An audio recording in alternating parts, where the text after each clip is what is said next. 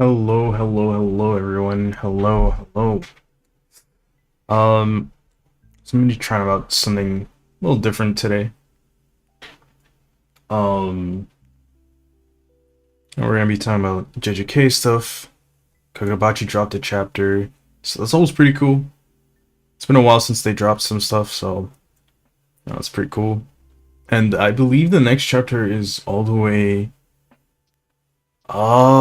in I think it's on the 19th. So we have like 2 weeks break, to be honest, so it sucks a little bit.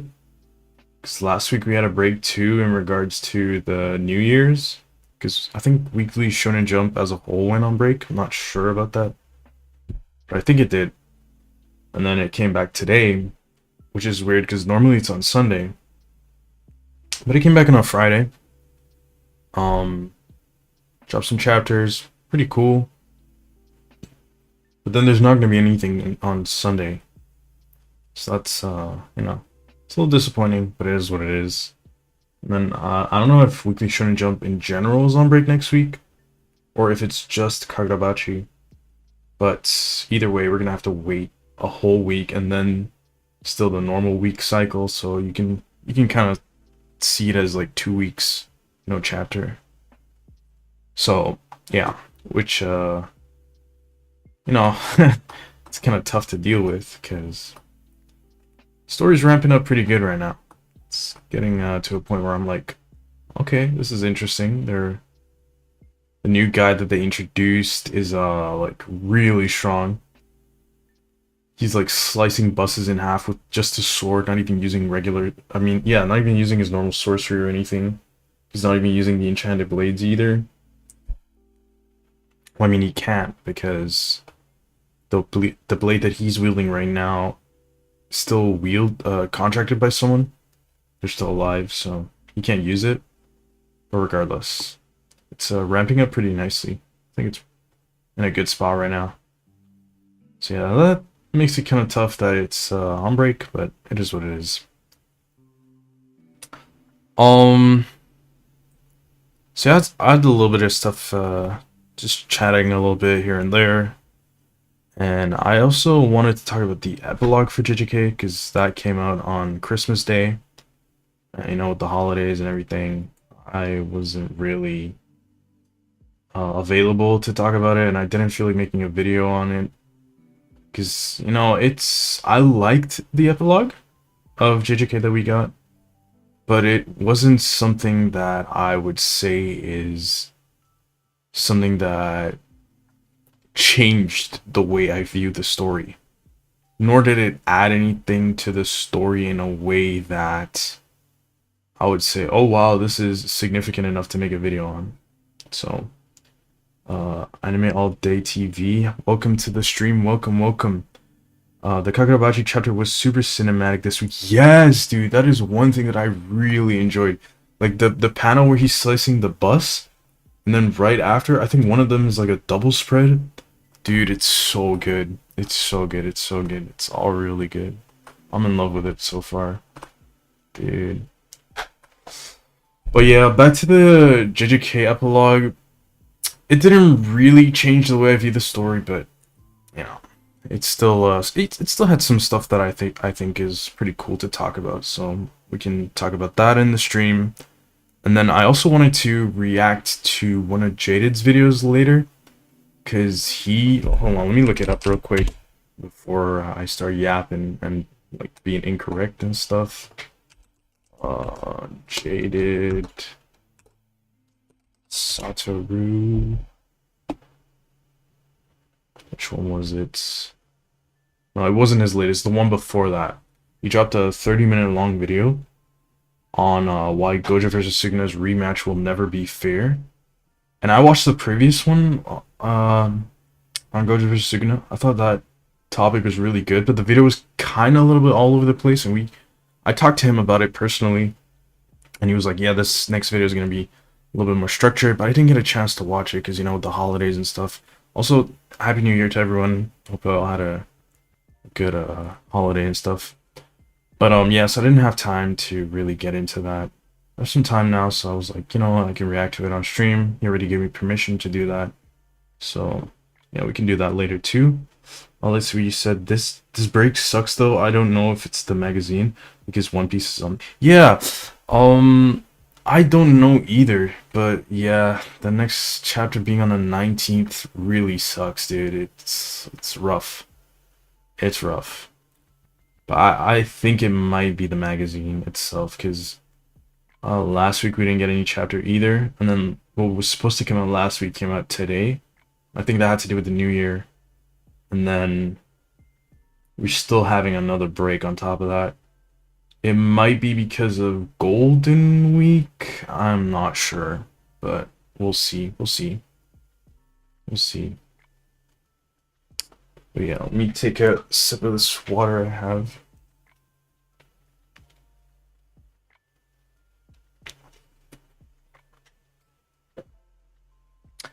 And I also saw that there was like this fan project of JJK. They were trying to like remake the ending, and I think it's called Jujutsu no Kaisen. I haven't read it. I saw so many tweets like of people just trashing it. So I was like, okay, this isn't even worth the time to check out. So I might check it out later too. Depends on if people want to see my reaction to that or hear my reaction because you can't see me, but yeah. But yeah, I think we can get started on Kagurabachi right now because talking about it right now anyways, or I was talking about it. So I think it's pretty cool how Cheetos joined the Masumi. It's pretty cool. Pretty cool. And one thing that I realized this chapter is that one of the girl in the group, I don't remember her name, I'm sorry, but she has like this scroll, and it reminds me a lot of like scrolls in Naruto, where they can just summon stuff. It's pretty cool. I have not seen, at least I don't recall ever seeing anything like that in Kagurabachi before. So that's kind of interesting. It's kind of interesting. Don't recall ever seeing that before. And then she can summon a motorbike. So I'm like, okay, what else can you summon? Or is it that you have to like have a motorbike in real life first, and then you put it into the scroll using sorcery, and then you can like re-summon it? Or is it like a game mechanic where, you know how like in a game you can summon a car, but the car teleports to you? I don't know how the mechanics would work in it, but it's pretty cool that she can summon a bike, and the bike also has like swords with it, so it's cool. Let's see what you said. The JJK epilogue for me personally didn't feel like it was originally planned to be there. Kind of feels like a reaction to the ending going poorly. Dude, I could see that. I could see that. Although, you know, on one hand, I definitely see what you're saying, but on the other hand, I'm like, I think these projects need to be handed in like a couple months in advance. I think like 2 months, 1.5 months. So it could be a reaction to the ending. I don't. I mean, yeah, it could be. It could be. You could be right, because there is enough time between the last chapter and December 25th when the epilogue came out. I'm just kind of annoyed that they didn't include it in the weekly chapters. Because, like, okay, it's a treat for whoever supports the series financially and buys the manga physically and stuff like that. I get that. I get wanting to, you know, treat your fans. But, I don't know. It feels like some, like, for example, the Yuji and Ozawa stuff. I felt like that could have been a really nice way to wrap up, like, the actual story. But since the story was so focused on Yuji and Sukuna's dynamic instead of Yuji as a protagonist, Gege just could not wrap it up with the Ozawa love story without it going against the themes that he was setting up in the story.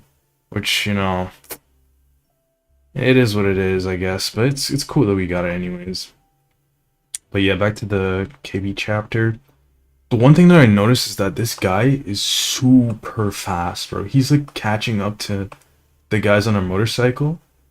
And I get that we've kind of already known that Kagurabachi characters can be that fast, because for example, Sojo starts moving at lightning speed, and then Chihiro with Nishiki can catch up to him, and he starts like getting faster and faster after that.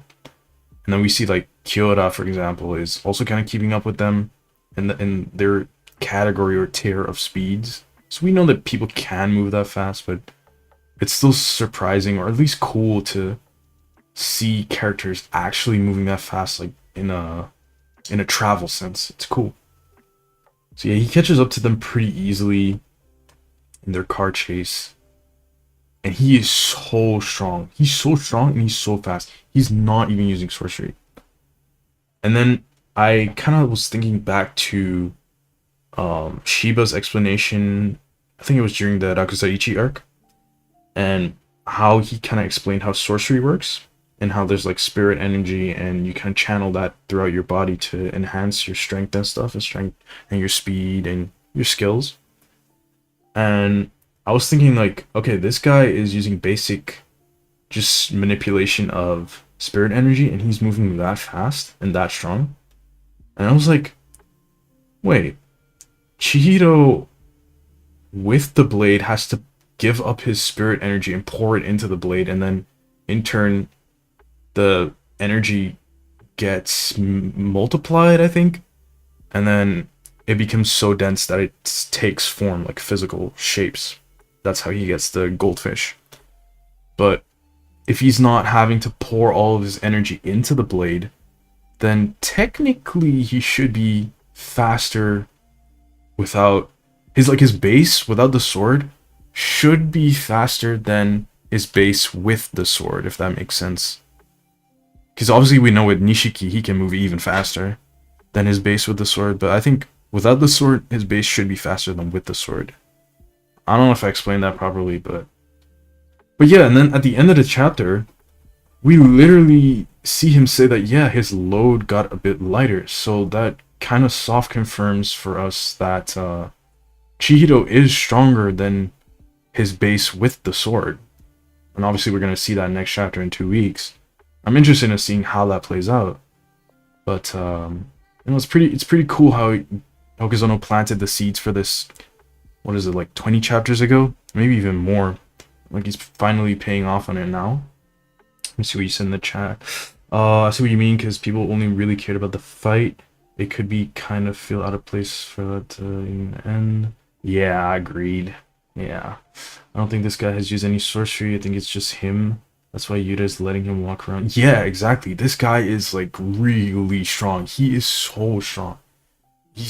Dude, it's so cool. I hope he doesn't die. I want to see him use the enchanted blade. I don't think he's gonna die, because the way how it's set up is like, if he's this powerful without a blade, just imagine with the blade. I don't think he's gonna die. It's too much of a setup slash Chekhov's gun for him to die this early. It's kind of like Hiruhiko. He had his fight with Chihiro without the blade, and then he gets the blade later on, and we're gonna later see him fight with the blades. And I think Hokuzono plans to pay off all of these things that he's setting up, so it's gonna be pretty cool. Let me see what you said. Remember a while back when Shiva said you can enhance your physical abilities with just spirit energy? Yeah, exactly. Yo, Jaded, welcome to the stream. My go, Jaded. Let's go. We're gonna react to his content a little bit later on in the stream, so yeah, let's go. Jaded's cool, man. Jaded's so cool. Take another sip of this water.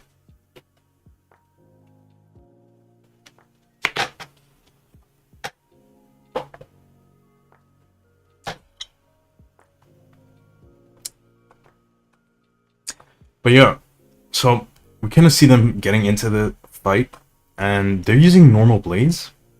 They're just using katanas. And dude, the way how they're fighting right now, like obviously they're not causing a ton of collateral. It's mostly, what's the Hishiku sorcerer's name again? Give me a sec. He's a new character. Hold on. His name is...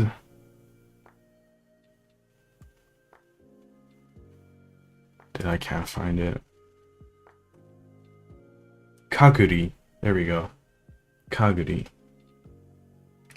So it's mostly Kaguri who is causing the collateral damage in the surrounding areas because he's cutting up everything. But honestly, the way how this fight is looking right now, it looks like they are fighting at a similar level to how Chihiro was fighting against Sojo. And obviously it's not as destructive, but I'm more so talking about their strength, speed, and just skill. And these guys aren't fighting with any sorcery. And I'm so curious to see if Chihiro has innate sorcery or if he's born without it, because he doesn't have the contract right now yet. So, you know, we might get to see his innate sorcery soon. I'm interested in seeing what that is and if it's strong enough, or if it was worth him giving up the blade, or giving up his enchanted, what am I saying? If it was worth giving up his original sorcery for the blade, or if the blade is a better option to fight with. I'm curious to see how that all plays out. And I think Hokazono will pay off on that, pay that off. Mostly because it was shown when Hidehiko gave up his sorcery to take up the blade, that all his paper cranes and stuff, they just kind of fell flat and they turned back to normal paper. And it implies that if the contract is gone, you should regain what was lost. So I think he will show it at some point. Or at least I'd like him to. I'd like him to. It would be cool. And then, you know, the chapter ends with them clashing after having a close encounter on the bike. And another thing that I'm really enjoying so far is how these two, we don't know the girl's name from the Hishaku, but we know, dude, I just said his name. It's already gone in my head. But either way, the guy and the girl, they're kind of working like a tag team together. And it reminds me a lot of Naruto, where they would have Akatsuki members go in duos. And the beauty of that is that you can get to see the villains kind of working together, and you get to see their own thoughts on how they strategize together, their synergy, all that kind of good stuff. And because they're always talking together, you also get a lot more insight into their plans or strategies than that you would have if it was just like Sojo, who's kind of, you know, he's tearing up the place, but he's silently doing so. He's not like monologuing about all what he wants to do and how he's gonna do it, etc., etc. Which, you know, in character, it would be kind of stupid if he did that. So I can see why he wouldn't. But it's cool. It's always cool when villains work in duos. And so what was I gonna say again? Oh yeah. So they're like, okay, it's a kind of a little bit of a coincidence that they're going after the girl and the Masumi are trying to protect the girl all at the same time on the same day almost. And one thing that I noticed is like they were discussing the Masumi's plans, and in my head I'm thinking, how do they know that the Masumi ran away with the correct girl? Because from their perspective, they're like, the girl says that the moment that they decided to run away with the girl on the bike, she kind of became an open target. They kind of like shot up a flare, essentially saying, hey guys, this is the girl that we're trying to protect. And so I think in her mind, some thoughts are kind of going around like, what if this was a wild goose chase? So if she's thinking of all of that, she might be a lot smarter than she seems initially. And I think it would be pretty cool, because the guy he's very powerful. And we know that all the Hishaku sorcerers are strong, because, you know, they revealed that they're 10 elite sorcerers. But if she's like the brains and he's like the brawn, I think that would be pretty cool in a tag team, or at least a duo scenario for this group. It's pretty cool. I'm interested in seeing how this all plays out. I'm interested in seeing how that plays out, yeah. What else? What else? What else? Oh yeah, we got a cover page in color this chapter, which is also pretty cool. We got one, I think it was last chapter too. Let me check real quick. I think we got one last chapter as well. Or was it the chapter before? No, it was the chapter before that, unless I'm tripping. No, it wasn't. Okay, then it was chapter 60? Was it chapter 60? I swore we got like a color page recently. No, it wasn't 60 either. The 59? Yeah, it was 59. Oh, it's been a while. Dude, I could have sworn that the color page was like recent, but it's already over a month ago that we got the color page. Okay, well, then in that case, it's really cool that we got a color page this time. So I was gonna say, if we got like multiple color pages back to back, you know, that's always pretty cool. And it would just show that Shonen Jump is showing love to Kagurabachi, but it's been a while, so, it is what it is. It would be cool if they did show more love to Kagurabachi, but I think they're already kind of doing their best on that. Especially since the anime got announced to be in production. So, whenever that comes out, I think this series is gonna blow up. It is gonna blow up. It is gonna blow up. Or maybe not necessarily blow up, but I think it's gonna have a good boost.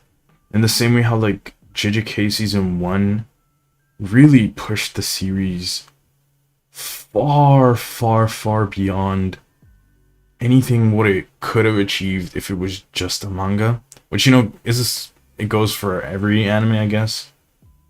But, like, the difference between how much JJK's anime boosted its manga versus how much another anime would boost their manga is kind of very drastic, honestly.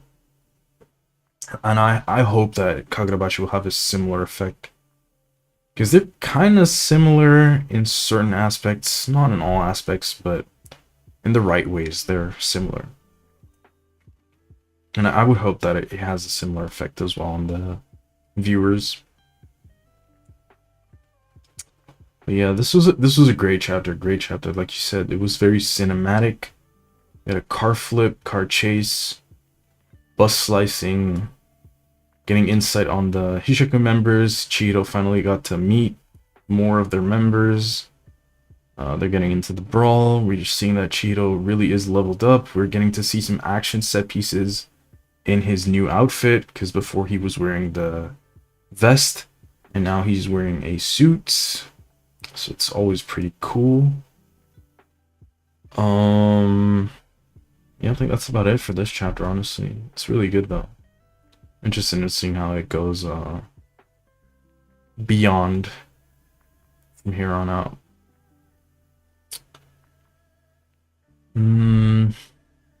Let's see.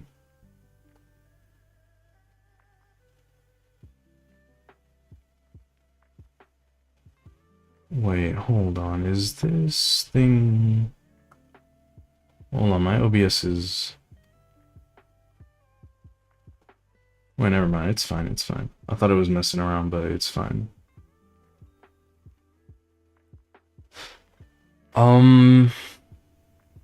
Let's see.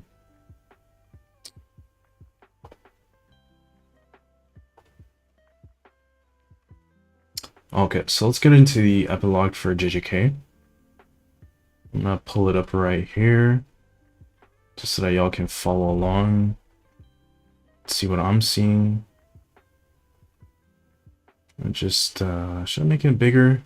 I'll just make it bigger, whatever. It's whatever, it's fine. I think it'll be fine. I don't think it'll get, like, really copyrighted or anything. I think it'll be fine. I hope it'll be fine.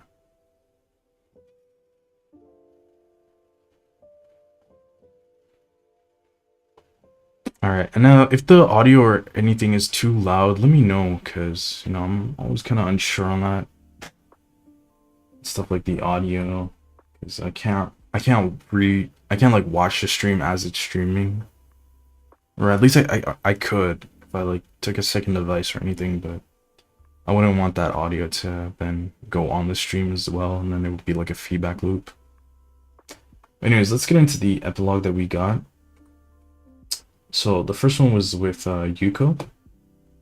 And then they're like, it's a flashback to when they were in middle school. And sounds good on my side. Awesome, awesome. Thanks for letting me know. So this is a flashback to when they were in middle school. They're like, I like snow, and you just kind of like explaining why he likes snow. He's like, despite all the other things that kind of comes and goes, those novelties become less and less special. And he says that for him, snow always still has a special feeling. And Yuko feels the same. Now, I don't know if Yuko's being honest here, or if she's just saying that because, you know, she's talking to the guy she likes. But regardless, she reciprocates those thoughts. And then we hop into present day, where she is now back in Sendai. And this is after the events of the series. So after the Shinjuku Showdown, after the last chapter and all that stuff. And Yuji is kind of on her thoughts. She's like, you know, I'm back in Sendai, and there's so many people that I know, so many faces, so many people that I've met in middle school and preschool, or etc. And I haven't seen anyone. She's just like seeing a bunch of adults, and, you know, she hopes that she meets Yuji. And there he is. He's like, yo, Ozawa. And she's like, what? She gets all flustered, and then they kind of explain their situations of how, you know, they're both taking care of the homes that their grandparents left behind. And then they're kind of catching up. It's pretty cool. Nice and wholesome. She's smiling. He's just, you know, being Yuji as usual. And this is the first thing that I kind of found to be very interesting, which is what she's asking if he was already being in Tokyo. And she already knew from Nobara that he like survived everything, but she doesn't know to what extent happened, like all the things that happened in Shibuya and Shinjuku, etc., etc. And then Yuji's like, yeah, I was in Shibuya, but I came out fine, right? And then she's like, how do you have so many of those scars and stuff on your face? Because he was smack dab in the middle of an explosion. And the explosion that she's referring to is Sukuna using Malevolent Shrine's Fuga to take out Mahoraga. Because everyone who was watching that from the outside, they only saw a gigantic explosion. Or maybe they also saw like the Jogo fight, I don't know. But from like the regular human's point of view, this thing happened like 3 months ago, or maybe 4 months ago at the time that they're catching up. And they just know that there was a big explosion. They don't even know if it's like a terrorist attack. They don't know if it's like a monster attack. They don't know. They know about the existence of cursed spirits, but they still were not privy to the information or the knowledge that the cursed spirits and the cursed users were the ones that caused that whole, you know, Shibuya incident. So it's pretty interesting. And I think it's interesting how Yuji still has not come clean to her about, you know, them being sorcerers, and, you know, his whole situation with the school and his past few months. Well, it is the first time they're catching up, obviously, but, you know, she doesn't know he's a sorcerer, and you can kind of tell by the way how she doesn't even know that he was part in the Shinjuku Showdown. Because, you know, Meme did live stream it, so that's why I'm kind of interested, or at least not interested. I'm kind of like curious as to how much the general public knows. Because Yuji was one of those people who were in the Shinjuku fight the longest, right? Obviously, Gojo took up like half the fight, and then Jujutsu High like jumped in, You had Kashimo. He's not part of Jujutsu High, but you know he's part of the gang that helped take down Sukuna. He didn't really help that much, but you know, well, it's a different topic. But they all jumped in, and Yuji should have been on stream a lot because he was fighting Sukuna so long. From the moment that he and Higuruma like essentially jumped Sukuna right after Kashimo died, he was, I wouldn't say he was always in the fight, but he was there for so long. So long. The only times that he wasn't there were for Maki's fight, the first part I think, and Kusakabe's fight, and every other instance he was there. So I'm like, did they not see him, or was Mei's Crows filming the fight from so far away that they could not make out individuals, or did she just not see the stream? Either way, it's pretty interesting. And then they're kind of following their conversation, and Yuji kind of asks how Ozawa survived the Shibuya incident, and she was in Machida, which I think is another district. So she was not in the area where all the horrible stuff were happening. That's how she was able to survive. She just wasn't there. And then he's like, he's trying to act all mysterious, and he's like, nah, kidding. I already knew from Nobara what happened. And she kind of just, she's like feeling the tension rise because he's playing with her emotions. It's all pretty cool, you know. And then it starts snowing. And that takes them back to their youth. It's only been like, I think a year since they were in middle school, but, you know, the moment that they talked about snow. And she asks him, do you still like snow? And he's like, yeah, even now it still is special. And then she kind of starts talking about how she likes snow as well. So that kind of answers my question earlier about if it's genuine or not. And I think it is genuine. She does also like snow. And she kind of relates her feelings for snow as being similar to her feelings for Yuji. I love this, dude. It is so good. This is the kind of stuff that I wished was in the main story. Because, okay, everyone likes fights and stuff. I like fights too. But these kind of slice of life moments that help build up character for our main characters are so good. It's so good. It's way, way better than anything that that weird relationship that Megumi has with Hana. Dude, this is so far out of that ballpark, dude. It is not comparable. It is not comparable. But yeah, they kind of have like this moment where they're connecting, and then kind of like a callback to earlier in JJK when I think it was Gojo who they were talking about Gojo, and then he like sneezed or he felt their presence, and so I was kind of like a gag, a joke of some sorts. And then Megumi and Nobara are reacting to Yuji entering adulthood in a sense. So I like this little short story. It's cool. It serves to wrap up the story. It gives us an answer on whether she's still alive or not. I like it. I like it a lot. And I'm gonna be honest. I'm still building this video out. Still gonna make it eventually, but I was gonna make an iceberg video on all my gripes with Jujutsu Kaisen. So not just the ending, but the series as a whole. So I'm gonna make that, and then I think it was a week after JJK ended, I was like, you know what? Let me wait for the final volume before I conclusively give all my gripes with the series, because the final volume might give us stuff that answers some of the gripes or questions, etc., that I have with the series as is. And funnily enough, the Ozawa, dude, I can't even talk. The Ozawa stuff was one of the gripes that were on the iceberg, and you know, this epilogue answers that. It's cool. I like it. And we head into the Panda epilogue. Now, the Panda epilogue is it's something. I don't know if I like it. I don't know if I like it.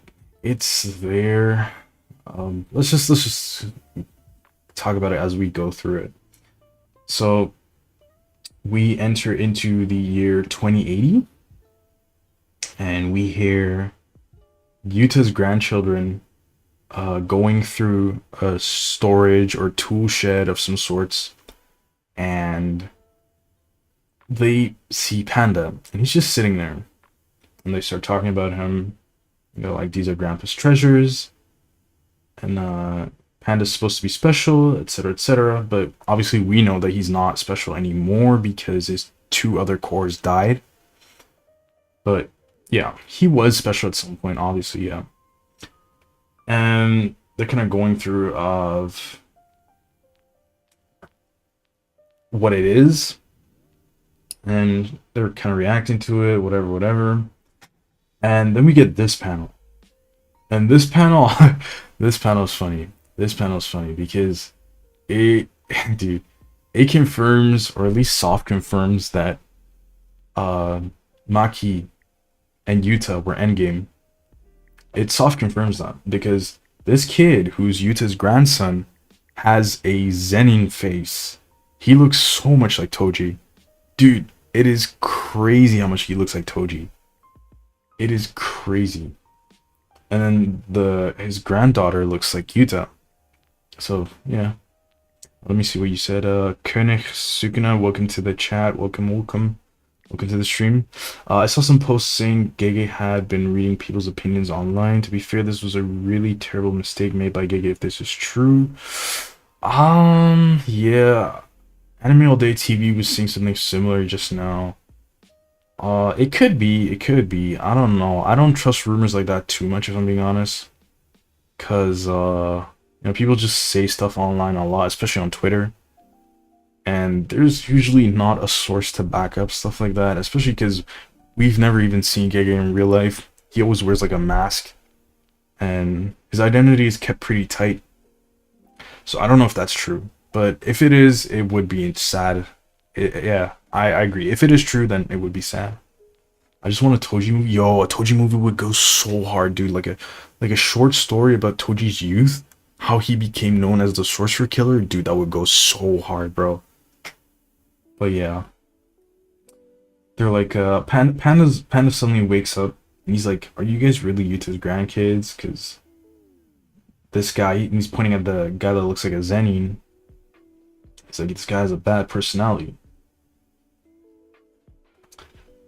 and it is referring to like the typical Zenin personality of how they have like this face, and I love this. I love this, and I think it's interesting because you know how Yuta promised Rika that he would be with her forever.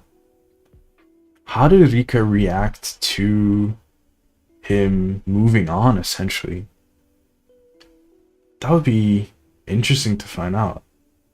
Especially since we see that Yuta's granddaughter is wearing a necklace with the ring. Yuta's ring that he got from Rika, which was Rika's mom's ring initially, or his grandma's ring, I don't remember. Her grandma's ring, I don't remember. But yeah, she's wearing the ring now, so it got passed down like 7 generations by now, which is pretty cool. And yeah, how did Rika react to that? I wonder. Maybe the reason why she has the ring now is because Rika couldn't handle that Yuta moved on. I wonder. But then if she moves on, he doesn't have the external storage for curse techniques anymore. So then is he still as powerful now? Did he decide to permanently hop in Gojo's body? I don't know. It sets up more questions than it answers, but that's kind of why I'm iffy on this Panda epilogue, but you know, it is what it is. So yeah, then we get some narration on what happened to Panda. And they kind of talk about how in November 2018, which is when the Culling Games took place, its mutual observation type independent control lost function. So what this is referring to is Kashimo killing the sister and the brother core. So the Panda killing the gorilla and the Triceratops.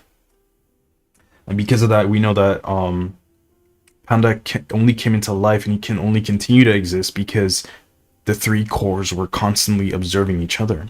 And the moment that those two other cores stopped observing each other, Panda's now running on reserves, essentially. He's no longer a perpetual motion machine. Instead, he became just a battery, and his batteries are running dry. And we see that in 2035, after being registered into the Gojo family storage, he kind of stopped activity. So that's kind of like when his batteries ran out of just the single panda core. And now he just occasionally wakes up from time to time and says something, a couple words or two, which is really sad, honestly. It's really sad. He essentially became an actual doll.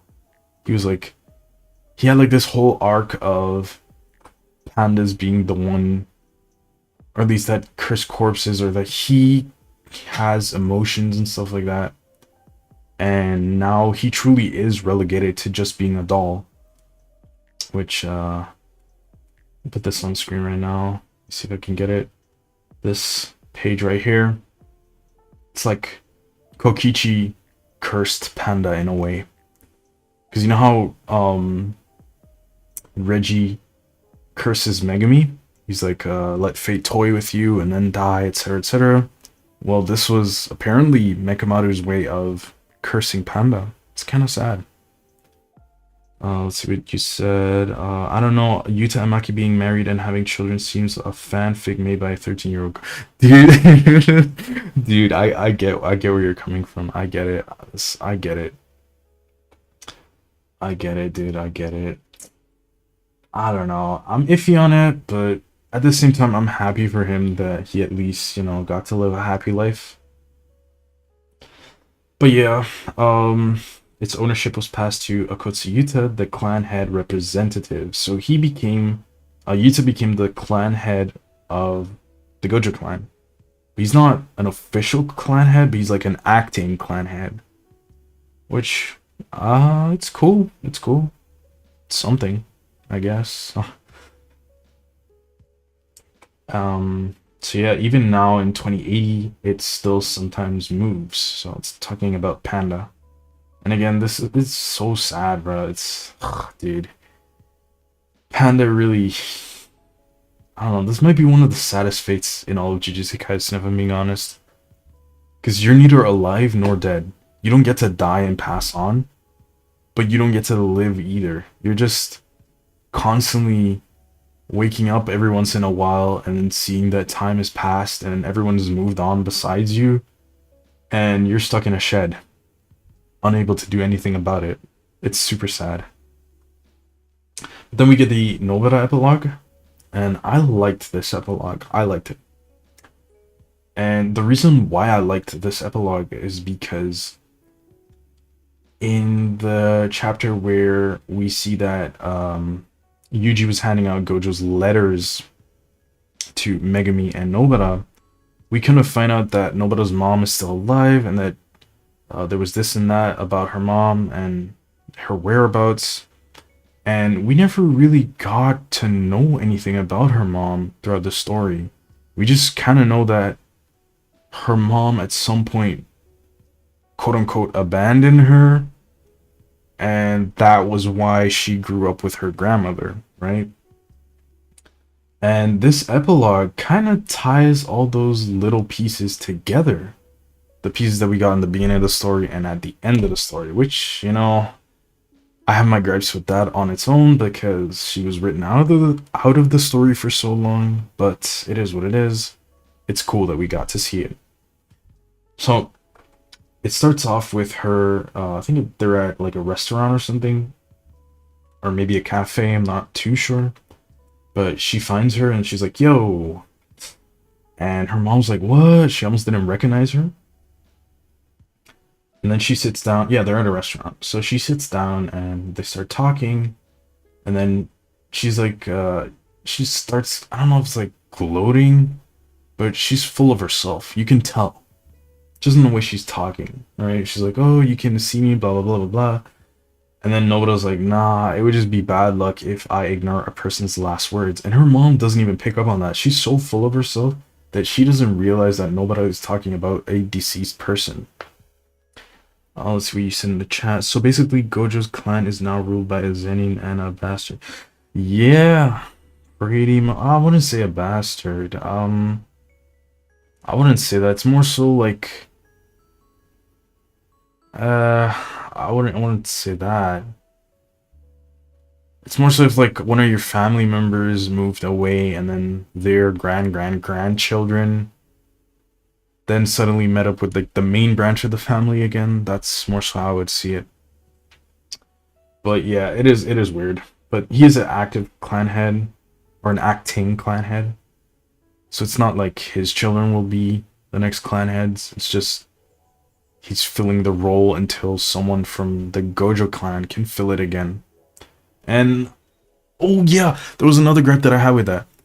That basically throughout the entire story and now even the epilogue in 2080 in the story's timeline, in 2080, even then, we still have not seen any, well, we saw like an attendant, but we haven't seen any like active members of the Gojo clan. And that annoys me so much. Like, I get most of them are so weak that Yuta needed to step in as acting head. I get it. But man, is it annoying that we did not get to see any of them. But yeah, back to Nobita's epilogue. She kind of starts analyzing Nobita and how she kind of grew up and stuff like that. And once again, her mom is so full of herself that she didn't even realize throughout the entire epilogue that Nobita is missing an eye. You know, most parents, if they see you with an eye patch or something, they ask a question like, yo, what happened? Are you okay? This and that. But she doesn't even bring it up. She's just like, I see you're having fun. And she just leaves it there. And she's like, so Nobita went to become a sorcerer, huh? So that just means that she didn't even bother looking into how her daughter was doing her entire life. So it's really sad if you think about it, but Nobita doesn't care at this point anymore. She's just fulfilling Gojo's last request. So yeah. And then she's like, she kind of starts complaining about her life as she didn't like being a sorcerer and stuff like that, and how she had no talent for it, and that's why her grandma always liked Nobita more. And then Nobita's like, nah, you weren't necessarily a bad sorcerer. The talent that you lacked was the talent to be a good parent. And then she kind of starts talking about her own convictions on like how whether she was there or not, she would have become a sorcerer. And Nobita then exposes her mom on the fact that if she never had a daughter who could fill in the role of the clan and being a sorcerer, that her mom could have never gotten away and lived the lifestyle that she wants to live. So Nobita essentially was a tool, just a tool for her mom to do whatever she wants. Yo, Alons, welcome to the stream. Kagurabachi, WW. Let's go, dude. But yeah, so Nobita is like, Nobita's mom was analyzing her, and now Nobita's like, okay, she starts analyzing her mom.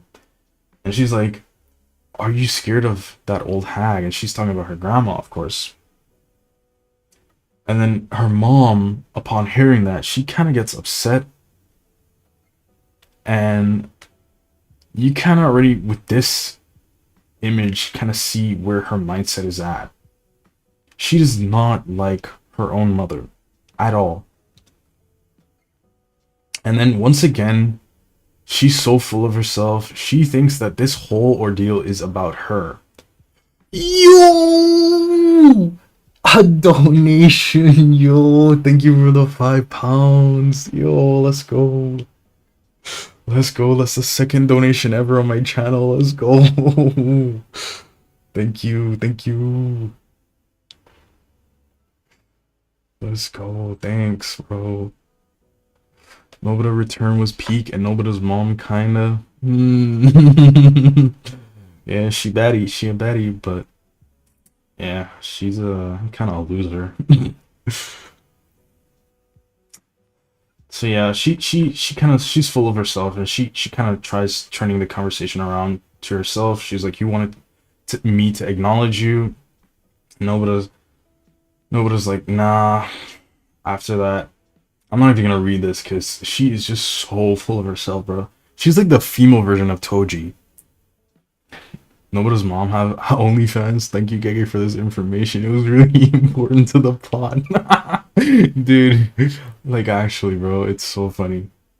Not important at all, but you know, we got it, so I liked it, dude. It's funny. She's just a female Toji.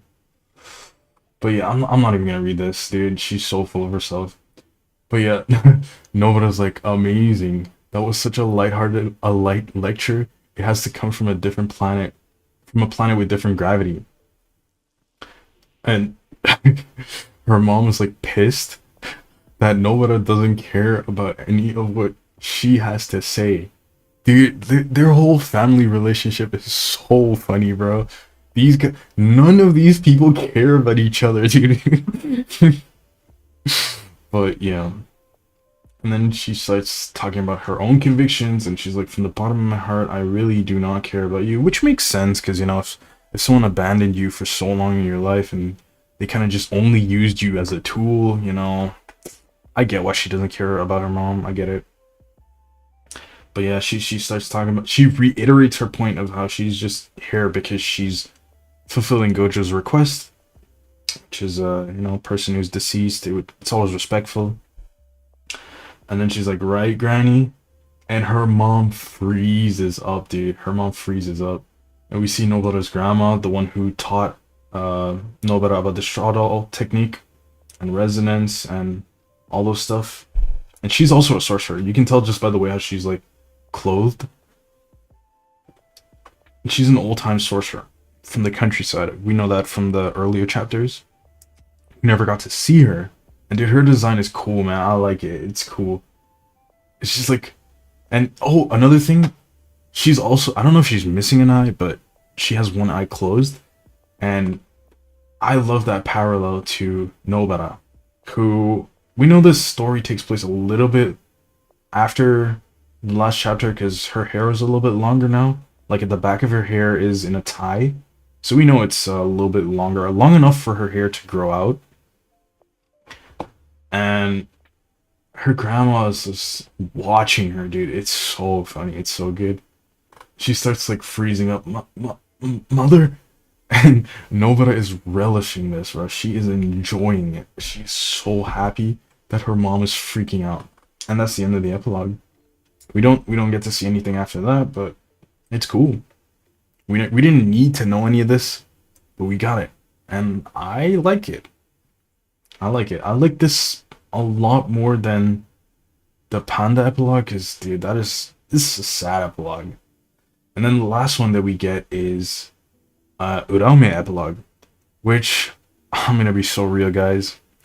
Dude, this epilogue, I wouldn't say that it pissed me off, but it's like too little, too late. It is too little, too late. We should have gotten this in, well, when was that chapter? Maybe like chapter 230. Oh, maybe it's like chapter 251. I'm not sure off the top of my head, but we should have gotten this when Uraume was fighting Hakari. And during that fight, Uraume starts talking about their own convictions and how, you know, they treated. Let me see if I can pull up that chapter. I'll probably not get it off the top of my head, but I think it might be 249. Is it 249? Nope. Dude, I don't know. I'm not gonna find that chapter now. It's gonna take too long. But Uraume is essentially telling Hakari about their own philosophy, their mindset, as all that good stuff. And we should have gotten the flashback at that point. This did not need to be an epilogue. Like, dude, you guys earlier were saying that Gege was reading, stuff online and then kind of making this epilogue as a reaction to that. Dude, I feel like this epilogue specifically is genuinely a reaction to people not being satisfied with Urame not being fleshed out. It is so obvious because tell me why we don't. Okay, the fact that we didn't get a Hey and Eric flashback, initially I was kind of upset with it, but I've come to terms with it. I've come to terms with it. I wouldn't say I'm okay with it, but I've come to terms with it. It happened. It's whatever. This, on the other hand, dude, the Hakari fight was completely skipped over, and we didn't need the Hakari fight for Hakari's sake because we already know everything about Hakari's character. We already know what he's about. We already know how he operates. We already know his no, we don't know his life story, but we kind of know enough about him that we didn't need more exposition about him. That fight should have served as information to make us feel a little bit more attached to Uraume. Because, dude, Uraume has been in the story since season 1. Season 1. I believe Uraume's first appearance was during the Goodwill arc. Dude, Uraume has been a villain in the story from since the Goodwill arc, bro. They have been in the story for so long. And we have not, throughout the entire story, gotten anything until the epilogue. Dude, that is just... Come on, bruh. It just all but confirms that Gege saw that people weren't satisfied with it, and then was like, you know what, I'll give you guys an epilogue. I'll just do it for doing its sake. But yeah. I feels like Uraume epilogue was supposed to be during Hakari fight, but Gege didn't have enough time. Exactly, bro. Exactly. Dude, this is what I'm talking about, dude. The Hakari fight was the moment that this should have been in. But anyways, enough of me ranting. Let's go into this. So we start off in the Heian era, and we see 2 dead people behind Uraume. And I think this is Uraume as a child, not too sure. But I think that this might be his parents. It might be, depending on if I read it right. Do I like potatoes? I love potatoes, dude. Potatoes are so versatile. But yeah, I don't... I don't know, it's always like this. When I wake up, everyone around me is cold. Father and mother both died like this because of me. So yeah, what I assume here is that this dialogue is referring to these people behind him being his parents. So he essentially inadvertently or unintentionally killed his parents with jujutsu. Maybe he didn't mean to, maybe he did. He doesn't look like he meant to. Just judging by the way how he's so sad and stuff. And Sukuna's like, come with me, child. So yeah, Uraume is a child here. And then he's like, yesterday I accidentally crushed my ice house.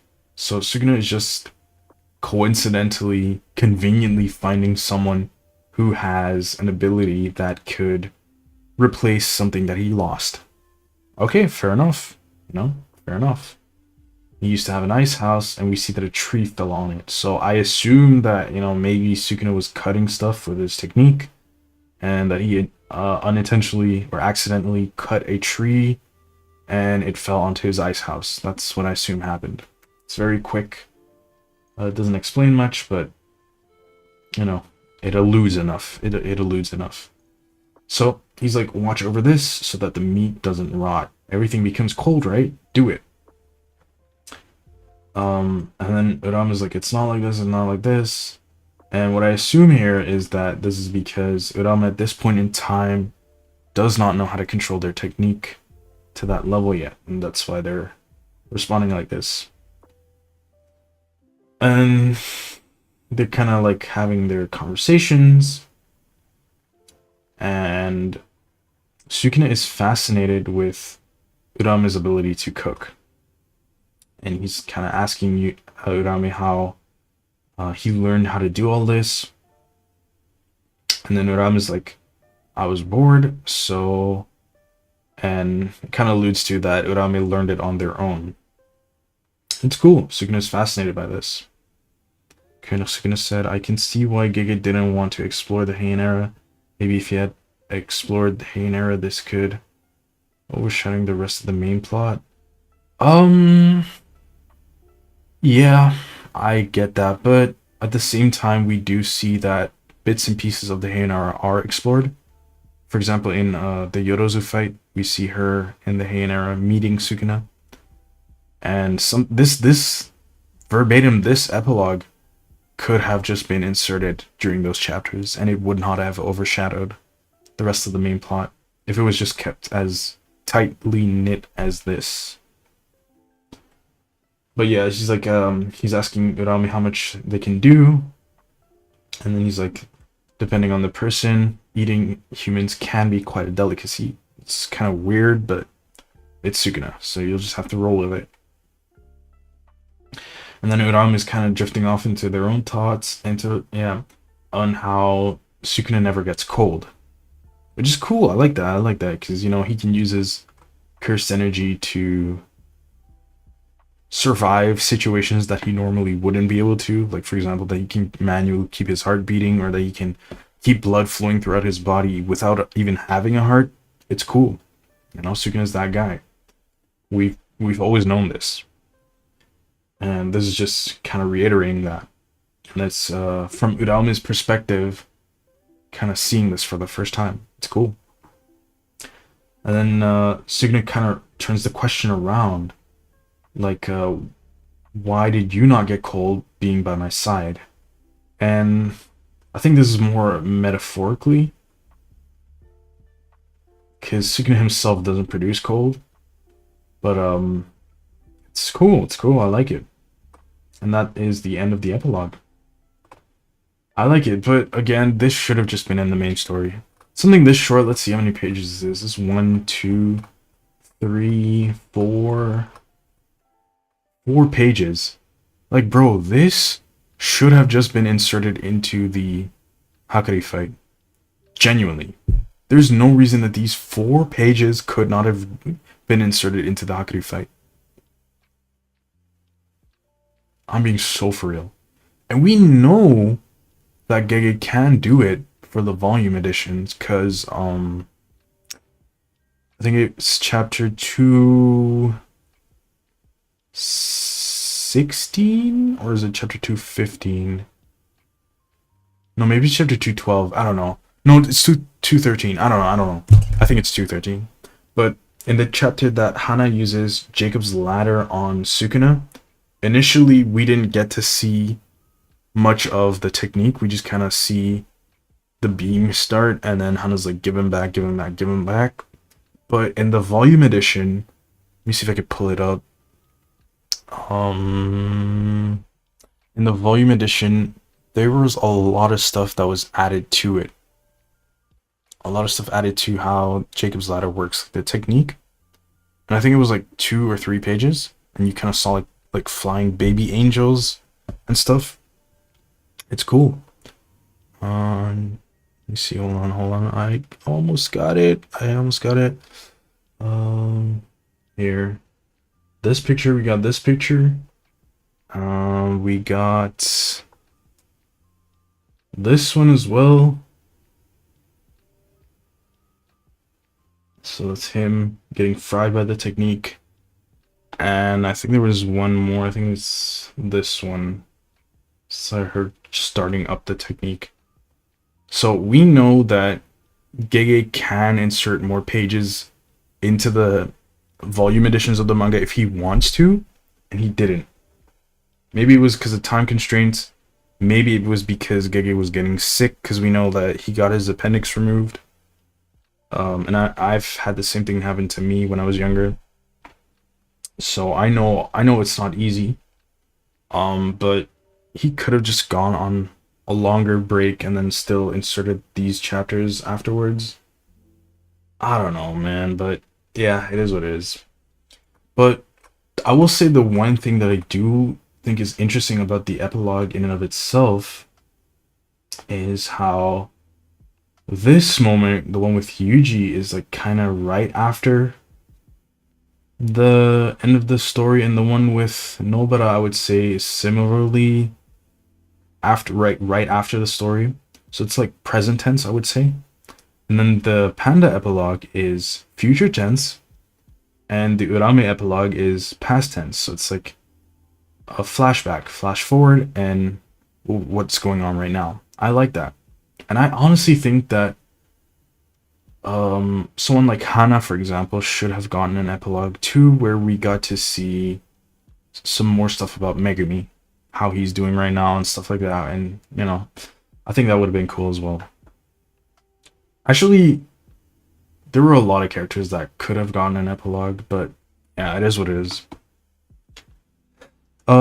It might be a polemic opinion, but what does polemic mean? Let me look that up.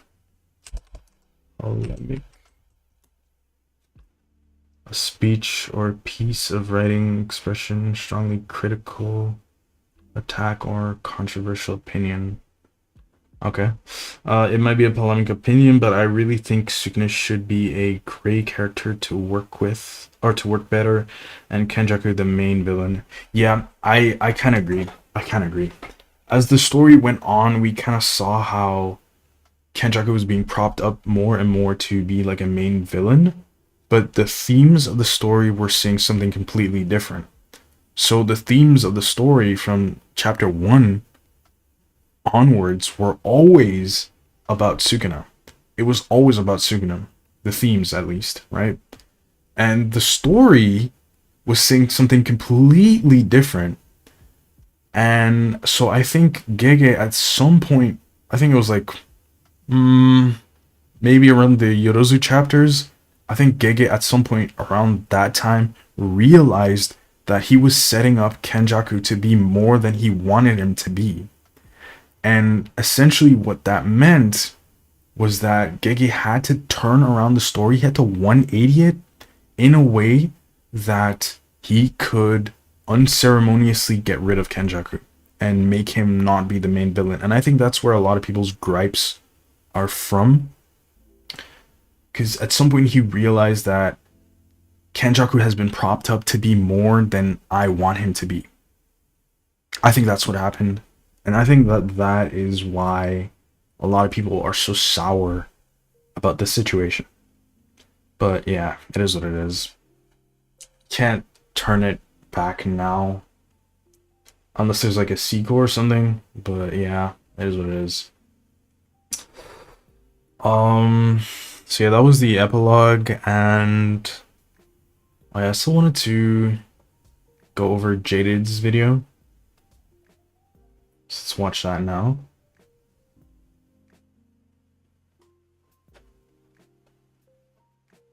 Hold on, let me see if the audio is working. Let me test it out. About a month ago, I had done a video talking about if Gojo and Sukuna rematch. Yeah, I think the audio is fine. All right. It might be a little louder than I'm talking. I'm not sure. But yeah, do we have a date on season 3 yet? No, we do not. We do not. And if I'm being honest, I don't think it's coming out next year. I don't. We got the poster at Jump Festa. Let me pull up the poster. Season 3 JJK poster.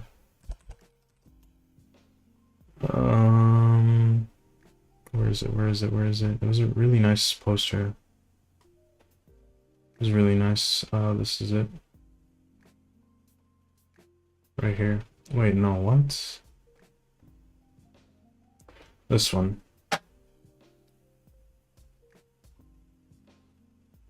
That poster. It's pretty cool.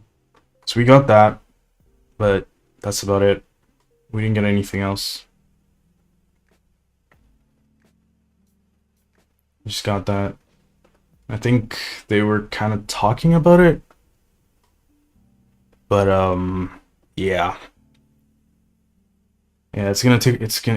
Dude, I know you can't wait another year, but you're gonna have to, because Mappa is doing the Chainsaw Man movie right now, and it looked great, bro. I didn't like how season 1 looked. I'm gonna be honest with you guys, but the movie looks great, dude. It looks like it's straight out of the manga, and I think Mappa is putting their full energy into that right now. So, you know, I know they do multiple projects at a time, but I think JJK is one of those series where it's such a high priority series that they would not be willing to spend so little resources on it. I think that that's what JJK, the position that JJK is in right now. So it might come out in 2027 if I'm being really honest, or 2026. So we're in 2025 right now. But I think it might be a 2026 thing, sadly. What's your opinion about Yuji's grandfather actually being the twin brother of Sukuna? Dude. Dude. I hate it so much. Not because the concept is bad. I think the concept is great. Yuji's grandfather being the polar opposite of Sukuna is great, dude. I love it. But what I hate is that they made Sukuna say that it was Jin. Obviously, we know that he's speculating. He's not an omnipotent narrator. He doesn't know for sure, right? But why include that? If they... Dude, why would they include that? I hate it so much. You guys have no idea how much I hate that. It's like... Let me put it like this. It exists. Yuji's grandfather is the twin to Sukuna. That's great. The themes suddenly make so much more sense of what Yuji's grandfather said to him right before he died, and how Sukuna lived his life. Those two things are essentially two sides of the same coin. I love it, because we actually know something about Yuji's grandfather, and that would also make sense as to why Yuji's grandfather, I wouldn't say he was privy to more information that he should have known. We don't know about all that. We don't know about his life in details, but he essentially had a sixth sense of some sort that Kenjaku was a bad person. That would explain why Yuji's grandfather was so smart in regards to that, right? And him kind of shoving everyone away in his life was a mirror to Sukuna doing the same thing. Dude, those themes are amazing. I love it.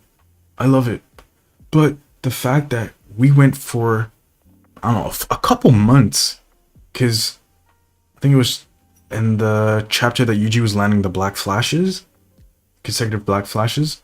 So we went a couple months thinking that it was about Jin, right? And we don't even find out that it's actually his grandfather, Wasuke. No, we find that out via volume extras. It's not even said in the main story. So you have all these perfect themes, all these thematics that are so amazing, and it's confirmed in side material. Like, okay, the volume extras, are they side material? Well, they're not in the chapters, right? And the volume extras are not always adapted into the anime, so I would consider it supplementary side material. It's official, but it's supplementary. And it's never confirmed in the story. And I hate that, because now a large majority of the readers who have essentially read JJK up until the end, and they have put down the story, they all left, their experience of it is not as good as it could have been. They would not be, they would not know of certain parallels, because this information was gatekept by Gege and then revealed in supplementary material. Like, bro, what are you doing? And then you go through the trouble of having Sukuna wrongly speculate on it being Jin, and we don't know anything about Jin. We don't know anything about him, right? So we can't draw parallels. We can't. We don't even know what happened to Jin to this day. Is he alive? Is he in hiding somewhere? Or did Kenjaku kill him? We don't know. We don't know anything, bro. It pisses me off, dude. It pisses me off to no end, bro. Why would you handle it in this way? You have the perfect setup, the perfect alley-oop. All you needed to do was dunk the ball, bro. But yeah, I don't like it. But yeah, it is what it is. What annoyed me was the way Sukuna said about his twin brother. Bro thinks he's in Dune universe to know about what happened in the womb. Like, yeah, agreed. It makes, I wouldn't say it makes no sense, but it doesn't make sense. It doesn't make sense. Like, how do you know that you ate a twin brother in your womb? How do you know that? They didn't have, what's the machine called? Ultrasound. They didn't have ultrasound in the Heian era. So how would you know that you were supposed to have a twin brother and that you ate him out of hunger? How do you know that? How do you know? That doesn't make any sense, bro. I hate it so much. Anyways. Your boy Plank, welcome to the stream. Welcome, bro. Welcome. So Gege, Rika, bro, what's wrong with this guy? He could just make Rika sacrifice herself for Yuta, but instead he has to give Yuta so much power-ups as possible. At some point, Gege was just introducing stuff to make the fandom waste their time speculating on nonsense. Yeah, that's how I feel about the Jin thing. Cause it's like, why introduce it if you as an author already know that it isn't the case? You're just making the fans speculate on stuff that you're going to retcon, or not necessarily retcon, but you're going to reveal that that wasn't the case anyway. It doesn't make sense because it doesn't serve any plot purpose. But yeah, it is what it is, bro. We can't change that Gege decided to handle it this way. I just hope that when the anime comes around that they will give it the 1000-Year Blood War treatment, where they will sit down with Gege the same way how the guys at Studio Pero sat down with Kubo, and they kind of went and tweaked the story and they perfected it to how it should actually have been if it were able to be edited with the knowledge that you have in hindsight. I hope that they give that kind of love and that same treatment and the same dedication to JJK Season 4 whenever that comes out. Maybe in 2030, bro. I don't know, bro. But I just hope they give it that same love. And not that they would rush it in the same way that they rushed Season 2 of JJK. Dude, Season 2 of JJK was so rushed, bro. They missed out on so much stuff, but it is what it is. No one... Sukuna. So when I was a little baby, I ate my twin brother in the womb of my mama. Dude. Like, actually, bro, it makes no sense. Yeah, let's start on Jaded's video. I don't even know if I'm gonna finish. I'm gonna be able to finish it because it's a half an hour long. Because I want to give my thoughts on some of the stuff too. But so about a month ago, I had done a video talking about if Gojo and Sukuna rematch after their fight, they decided again. But you might not have realized that it was 6 because his mic sounded like it got hit by the world slide. Dude, the mic in that video was, dude, it got so cooked. And I was in call with Jaded, and he was like worried that his own mic was bad. I was watching the clips. I was like, no, bro, your mic is fine, bro. Your mic is perfect. 6's mic is cooked. But we had done a video talking about what would happen if Gojo and Sukuna had another fight. But during this rematch, we had given Sukuna his true form, and obviously both of them have the knowledge of their previous fight. When doing this video, nearly immediately, me and 6 had come to the realization that it wasn't really formulated and structured as best as it could have been. And it really does play out that way in the comments, with tons of people just mentioning things that kind of very obvious. Dude. Topic of the video aside, bro, I love Jaded's way of editing. Dude, this is so good. If I had infinite time, bro, I would make all my videos like this. But I'm just not that guy, bro. Dude, Jaded's quality. Dude, let me look at his first video on this channel. Look at this. When Jaded first started, or I don't know if it's like when he first started, because he had a channel before this, but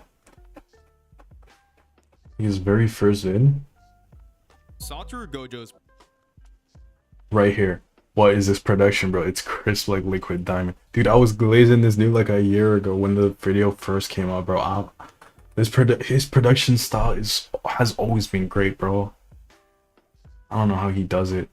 that nobody watched more than halfway through the video, and whether that be because of what we were saying or the fact that Six's mic sounds like it got hit by the world slash, regardless, it's pretty obvious that we should do a part 2. With me, I have my good friend Six, and his mic is definitely normal this time. You're gonna keep bringing that up? We're gonna be talking about what if Gojo and Sukuna had a rematch, same conditions as last video. You can go watch it. Tons of context around this fight is pretty much left up into the air, and after all, we're not Gojo or Sukuna, so there's no real way of knowing without asking them directly, which is only possible thanks to Polybuzz AI. I'm gonna quickly ask Sukuna how he would have responded if Gojo had tried using the unlimited hollow purple in their Can't skip this because it'll be bad for his stats, but I'm just talk over it for a little bit. But yo, basically the premise of the video, the previous one, was if Sukuna and Gojo were to rematch with all the knowledge that they had and the exact circumstances that they had, so Sukuna would not have access to 10 shadows and stuff like that, and it would be true form him versus Gojo alive, how would that fight go? I don't think they set it up as good because people were confused about it in the comments, but I think that's a pretty cool what if, because that would be really interesting. How would such a fight go? We know Gojo and Sukuna are of similar levels, and wait, I'm stupid, bro. I had my own music playing the whole time, bro. Isn't that like kind of clashing with the video? Should I turn it off in the meantime? Properties. Let me pause it real quick. Yep. Alright. But yeah. So I think it's a pretty cool premise, pretty cool. Say Gojo got revived by someone's technique, and he was a fresh, full 100%. Oh, you gotta go a plank. I'll see you around, man. Thanks for stopping by in the stream. But yeah, it was pretty cool.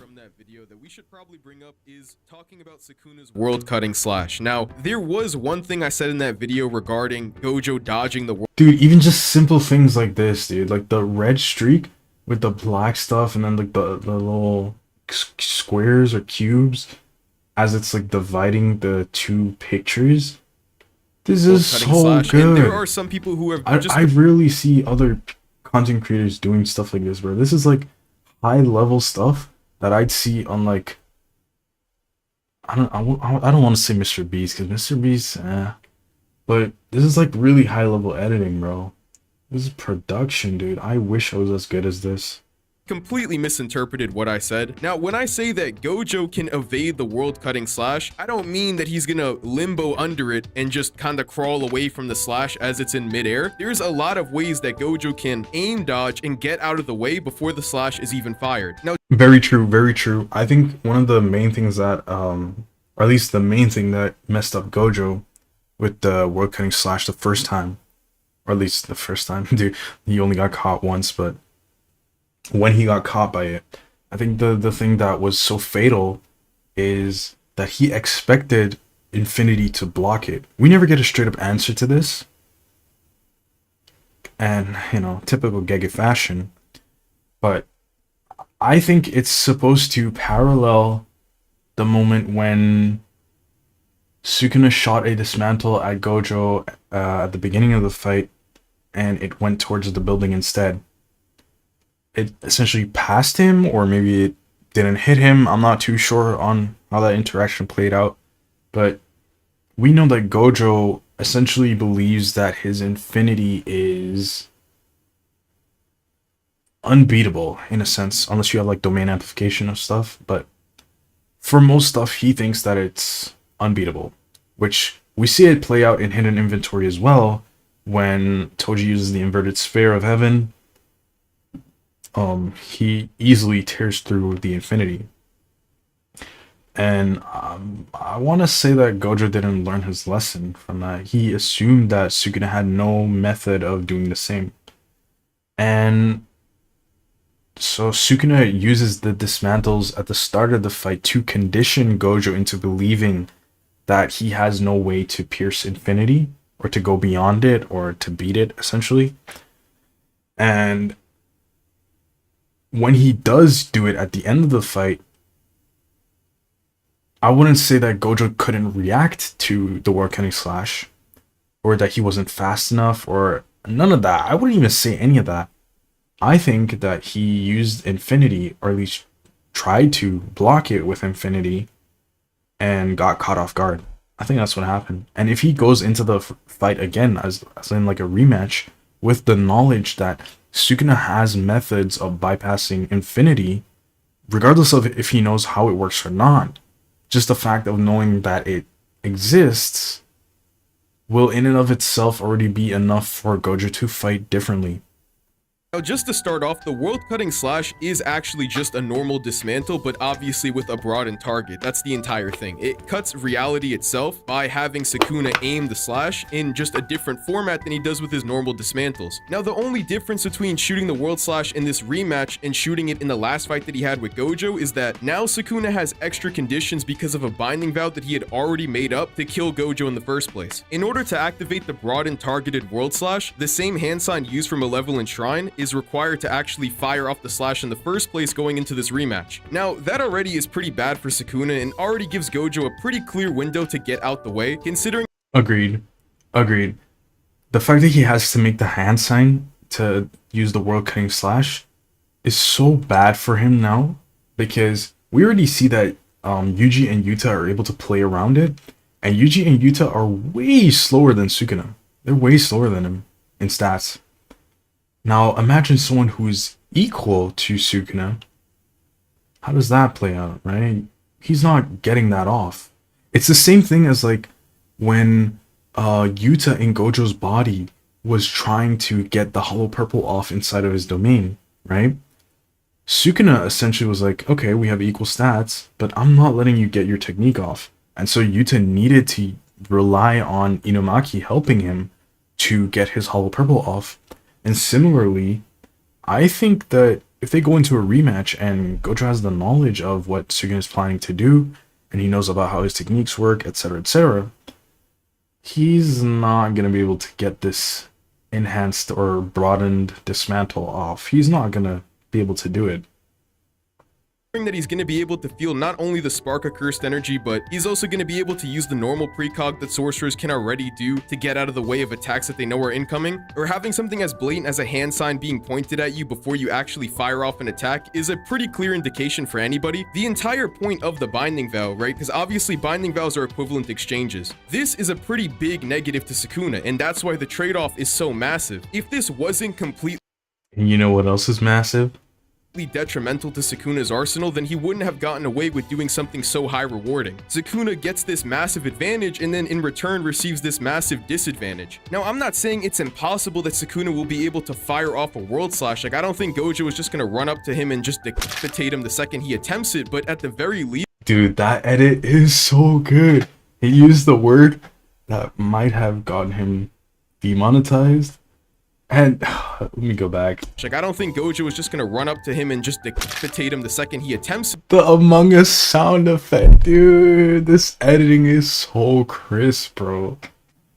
I will forever glaze this editing, bro. But at the very least, it gives Gojo a pretty clear window to at least get out the way and attempt to, at bare minimum, aim dodge the potential world-cutting slash. So if you think that Gojo can outright just dodge the slash as it's traveling midair, that's cool, but in my interpretation, at bare minimum, you pretty much have to agree that there is going to be that window where Gojo can potentially dodge, and we can't just say that it's world slash GG. So another comment that was left basically in reference to Gojo dodging the world slash was that Sukuna could simply use the net of dismantles that he used to kill Kashimo at the end. This is not a world slash. Sukuna, in order to do the world slash, has to do all of the things that Jaded just mentioned before he can even launch one slash. So having a net of dismantles all being the world slash simply makes no sense. Agreed. And even if he could do it, he would still be stuck to the condition of launching it in the first place. And then he would need to individually launch all of them in rapid succession and then do the chants in rapid succession. Not happening, bro. He has to chant, do the hand sign, and aim the 1/ all before he can even launch one. Just to add on to what Six just said, Sukuna does every prerequisite in the book basically before firing off that world-cutting slash that we see against Kashimo, and it isn't in a grid pattern. And, you know, you would typically think that if Sukuna's gonna shoot what would be, you know, just a better world-cutting slash, then there would be that grid formation, but it seems like even when Sukuna does the most of what he can do to amplify the power of this cut, it doesn't ever seem to be in a grid-like formation. So that just overall makes that whole idea completely inconsistent. If anything, it's just gonna be, you know, your normal world-cutting slash, which is still powerful, but for reasons that we've already gone over, not super relevant. There's one comment in particular that managed to rack up literally a couple hundred likes, but it's talking more about Six specifically, so I'm gonna let Six cover that specific point. So the comment is basically saying how I overlooked the fact that Sukuna wouldn't just interrupt Gojo if he tried to do purple within the domain clash, because even when he did hit Sukuna with red, it required a ton of setup. And Sukuna mentioned in 262 that Gojo didn't use purple until the end because he knew that he would have to. Dude, I'm seeing this comment right here. I want to address this real quick. So, there's this idea that Gojo with a glance can see all of your abilities with the 6 eyes, right? And you know, I have my own problems with that, but throughout the story, we've kind of seen time and time again that he has the 6 eyes, and the 6 eyes can see cursed energy and how they flow, etc., and they can kind of reveal what your technique is, but they don't reveal how your technique works. And we verbatim get confirmation of this when Yuta is discussing with Gojo about getting Shrine, right? He's like, or maybe it was like Yuji discussing it with Yuta. I don't remember exactly, but he's like, if I had the 6 eyes, I would be able to tell you more about how this and that technique worked, but he just doesn't. Well, let me see if I can pull up the chapter. Let me see, because I don't want to be yapping straight nonsense, but let me see if I can find it, dude. I don't remember what chapters these things happen at. I don't remember at all, bro.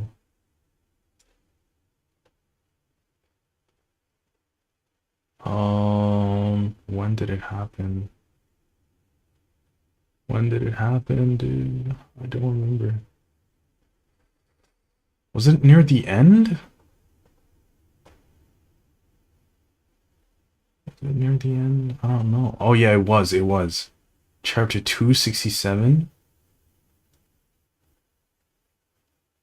See that right here.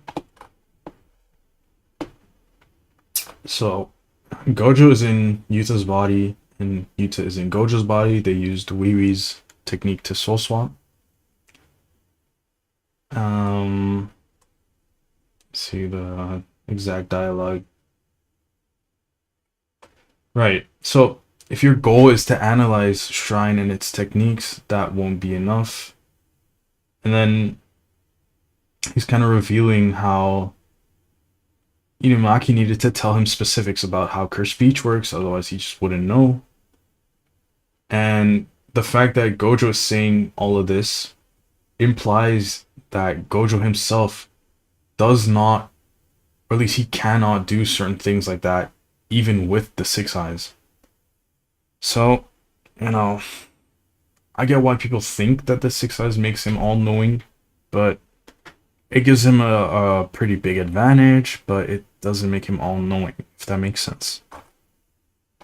Use it discreetly, otherwise Sukuna would simply counter it. But this kind of misses the mark, especially with just talking about what Sukuna says about Gojo in 262. What Sukuna says about Gojo in 262 is that he doesn't know how long Kenjaku's technique is going to last on Yuta. And if Yuta has this 5-minute time limit, or his timer's gonna run out soon, then he might just end up using Hollow Purple Unlimited anyway in order to just end the fight that way. Then Yuta starts using purple the normal way, and Sukuna's like, oh, well, purple. He just doesn't understand. You can't use purple that way against me. That's why Gojo had to use it in the roundabout way, because I won't give you a single opening to use that move. Yeah, Gojo can't do purple in the normal way because it requires significant charge up, but this has nothing to do with unlimited purple. And Sukuna actually has no answer to unlimited purple. Even when he thinks that Yuta's going to do it, there's like a panel where you can see Sukuna's eyes widen as he's realizing, hey, he might be able to do it. And he just says, Yup. Purple is such a good win condition, because you gotta imagine that unlimited purple was something that did not have a defined target. That's why it expanded, or not infinitely, but expanded in all directions. But if he's just shooting it out towards you, he's not losing as much energy if he's doing that. he knows what Yuta So it should be stronger. So, yeah. his next move will be, but he only counters the normal purple whenever Yuta starts trying to do it. Sukuna doesn't have an answer for the unlimited purple. He's just saying that he knows that's what Yuta's going to do, and that's how Gojo's going to have to use the technique on him if they do the rematch. So if Gojo did use red and blue inside the domain in order to cause an unlimited purple, there shouldn't be any way for Sukuna to counter it outside of using domain amplification, obviously, to negate the damage or lessen it to some extent. Dude, there's this thing that I kind of see going around a lot, and that is that Sukuna is stronger, this and that, than Gojo. But I feel like there is one thing that people always seem to forget, and that is that Sukuna knows more about Gojo than Gojo knows about Sukuna. Right? Sukuna has been in Yuji's body to see all of these little details about Gojo's techniques, and Gojo doesn't have that information, vice versa. And so what that kind of results in is that within their domain clashes, for example, he knows the secret of holding on to Gojo to make sure that Unlimited Void can't hit him, right? He knows about these little things, and those are what allows Sukuna to build up his own plan to eventually topple Gojo. If he doesn't know that, no. Let me point it differently. Let me say it differently. If Gojo and Sukuna are on a similar level in terms of knowledge about each other's techniques, the fight goes very differently. It goes very differently. It would now be an even playing field, whereas before, you know, in stats, they're equal, but in terms of knowledge, Sukuna is far ahead, and thus he's able to make better strategies in turn. So, I don't know. I think if Gojo has the knowledge that he gained during the fight with a fresh body, and, you know, was privy to more information about Sukuna's win cons, it would make a big difference. I have a big problem with the fights involving Sukuna. At least for me, Sukuna would be an assassin class character. He jumps on the opponent and kills them. He isn't a character for long fights. Yeah, true. To keep the fights long, Gege needed to dumb him, and that sucks. Ooh, I never thought about it that way. But yeah, that is true. Because even within like the Sukuna cycle in the Shinjuku Showdown, you see that, like, in the middle of the fight, he's losing motivation to even just take part in the fight while it's ongoing. And then if I compare that to, like, how Sukuna first was in, like, the first 2 chapters, when he's, like, out for smoke, and even in, like, Shibuya, when he had, like, a limited amount of time, he's, like, a smoke demon the whole time. And then in Shinjuku, he's suddenly, like, shifting constantly between being bored and passive and not motivated and being motivated again and not wanting to lose. So I get where you're coming from. I get that. I never thought about it that way, but when you say it, it makes sense, yeah.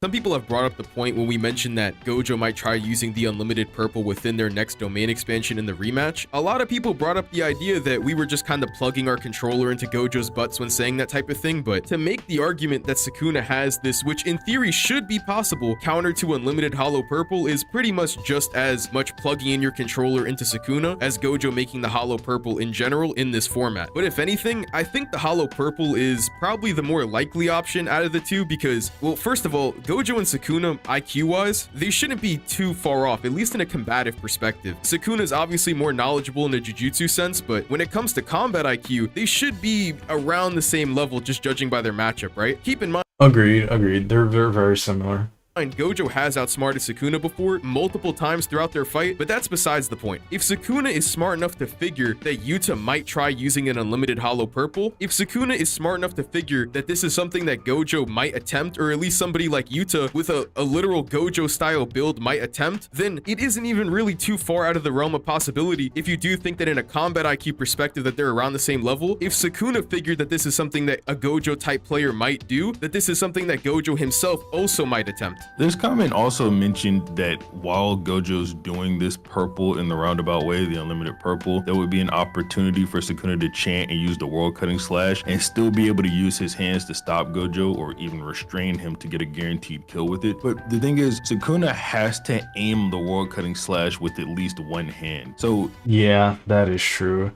And then even if you try stopping with one hand, you know, they're equal in stats. And Gojo would still have his other hand free, and he could still use his own techniques while they're fighting. So, And even if I compare, like some people say that Sukuna having 4 arms would be a gigantic difference maker in the fight.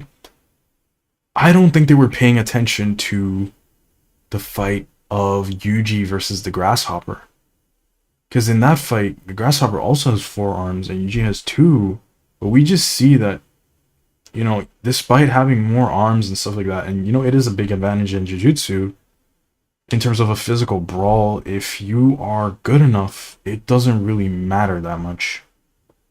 you're basically saying that Sukuna would be able to restrain Gojo with one hand while he charges with the other, chants or aims his other hand in order to use the slash on Gojo. Because he can't restrain Gojo with his 2 other hands, he literally has to use 3 in order to launch the world cutting slash. So no, Sukuna can't do this. It's not an opportunity for Sukuna to chant. And even if he did start chanting, Gojo launches the blue and the red in the sky. He can still use blue and red normally. They're just colliding up there. So if Sukuna did say turn off amplification or something, that would be another opening for Gojo, not an opening for Sukuna. That's if Sukuna specifically starts chanting for the world slash though. If he just uses normal domain amplification or something like that, then obviously that's going to be the best way to defend against it. I'm just saying it's not an opportunity for Sukuna to chant. So another couple comments we got were actually pretty funny when I read them, but they were basically saying that we made Sukuna an idiot, or bottom line, not as intelligent as he was in his original fight with Gojo. I do kind of get where they're coming from, but not in the sense that we obviously didn't make Sukuna dumber in the rematch. Sukuna just blankly thrived off of having information on Gojo's techniques, while Gojo had little to no information about basically anything Sukuna was capable of doing besides,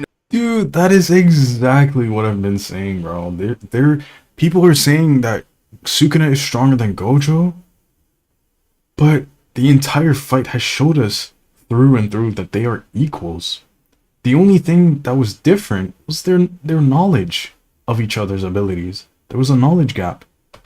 Obviously being incredibly strong and having slashes and a slash-based curse technique. Gojo didn't know about Sukuna's domain, he didn't know about Fuga, he didn't know about a lot of different things that... Facts, bro. I didn't even think about the domain, but that is true. Because Sukuna has an open domain, and then that caused, like, Gojo trying to figure out a counter for the open domain made him waste like 4 domains and a lot of RCT.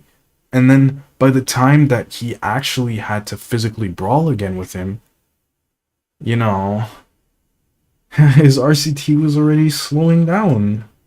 If he doesn't have to do that the first time around when they clash, it's gonna be a completely different ballgame. that even potentially we didn't even get to see what advantage those things could hold, he didn't have access to a lot of things that would have definitely helped him in the rematch. Now, Sukuna losing that advantage doesn't make him an idiot by any means, right? The fact that he doesn't have the one-up in terms of combat knowledge on Gojo before going into this fight, it doesn't make him an idiot. Sukuna is still just as intuitive and still just as intelligent as he's always been, but being realistic, going into this rematch, it's really not looking too good for Sukuna, especially when you consider stuff like he can process minutes worth of information in literal moments, like we see when he gets captured into the prison realm. Even then, right, Gojo knows a couple of things that are going to help him gravely in this rematch, and we've covered most of them in the last video, but I'll quickly go over some of them. Now, the biggest thing is that Gojo is obviously going to know about the world-cutting slash. I mean, even if you don't think that that's Gojo smiling at the end of 236 after Sukuna's literally explaining to Gojo what the world-cutting slash even is, Gojo's clearly seen it. You know, we can see by his reaction when he gets to the afterlife, he's grabbing his stomach. It clearly looks like he's at least seen himself being cut by the slash. So, and then even then, his 6 eyes might be able to break it down, but that's an entire debate within itself, and it's not really too important. Gojo knows that he can go in there and just shrink the size of his barrier, so he's not going to go in there and just burn an entire 2 domain expansions like he did last time. And then Gojo also knows that his cursed energy is going to do less damage to himself, and all of these factors are extremely important, but we're going to cover those a little bit later in the video. But overall, the advantage of knowledge in this fight definitely goes to Gojo and not really as much Sukuna, just simply because of the fact that all of the cards that were worth playing based on the idea that Gojo wouldn't be able to know that Sukuna did no said thing isn't really applicable in a rematch. Yeah, so overall, I don't think Sukuna's an idiot. Again, he's incredibly smart and probably overall smarter than Gojo, but when it comes to this matchup specifically, it would be very plugging in your controller into Sukuna's butt to suggest that there'd be something that we don't know and that Sukuna currently doesn't know that he would figure out during a rematch. I will say though, something that is really interesting to me that was not explored in the story that I think could give Sukuna a slight edge again is his ability to hop bodies as a reincarnated character. So what I was kind of thinking of when the fight was happening was that, you know, Sukuna's getting weaker and weaker. I didn't know about the one-time revive yet, right? But I assumed that since he was able to rip off Yuji's pinky finger, imbue himself, his soul into the pinky, and then shove it into Megami, I assumed that he would be doing the same thing again at some point because, you know, if Megami's 10 shadows got broken or useless or whatever, that he would need to body hop again. And that never happened. But I think that Sukuna could do it if he still has enough cursed energy to do it. And with his level of efficiency, you know, I don't think it's out of the question of being possible. So I think that could be something that could potentially change the matchup a little bit again, because then Sukuna would be entering into a fresh body and also again have his one-time revive and stuff like that. So I don't know how that would play out, because again, it's kind of like plugging in your controller. I don't know how many times Sukuna can switch bodies after doing the bath ritual, for example. But I think it could be something that could change the fight. I don't know. That would just be completely Oh, let me see what you said. Sukuna's entire skills are like assassin character. Invisible, quick cuts, and a bomb if he misses everything. Just dumbing down the characters for the fight lasts more than 2 seconds. Yeah, true. It's true. And I mean, now I'm thinking of it, he kind of was doing the same thing against like the finger bearer. He's just kind of toying with his food, making himself make the fight last longer, because he likes to do that. He did it with Jogo too. He could have one-shot Jogo if he wanted to, but he didn't. Same thing with like Mahoraga. He could have done it, but he just enjoys the fight, I guess. I don't know. He's a multi-dimensional character, and sometimes that's to his benefit, and sometimes it is not. Yeah. Oh, I gotta actually. Hold on, I'll be right back. I'm going to the bathroom real quick. I'll play the video as it's playing in the background.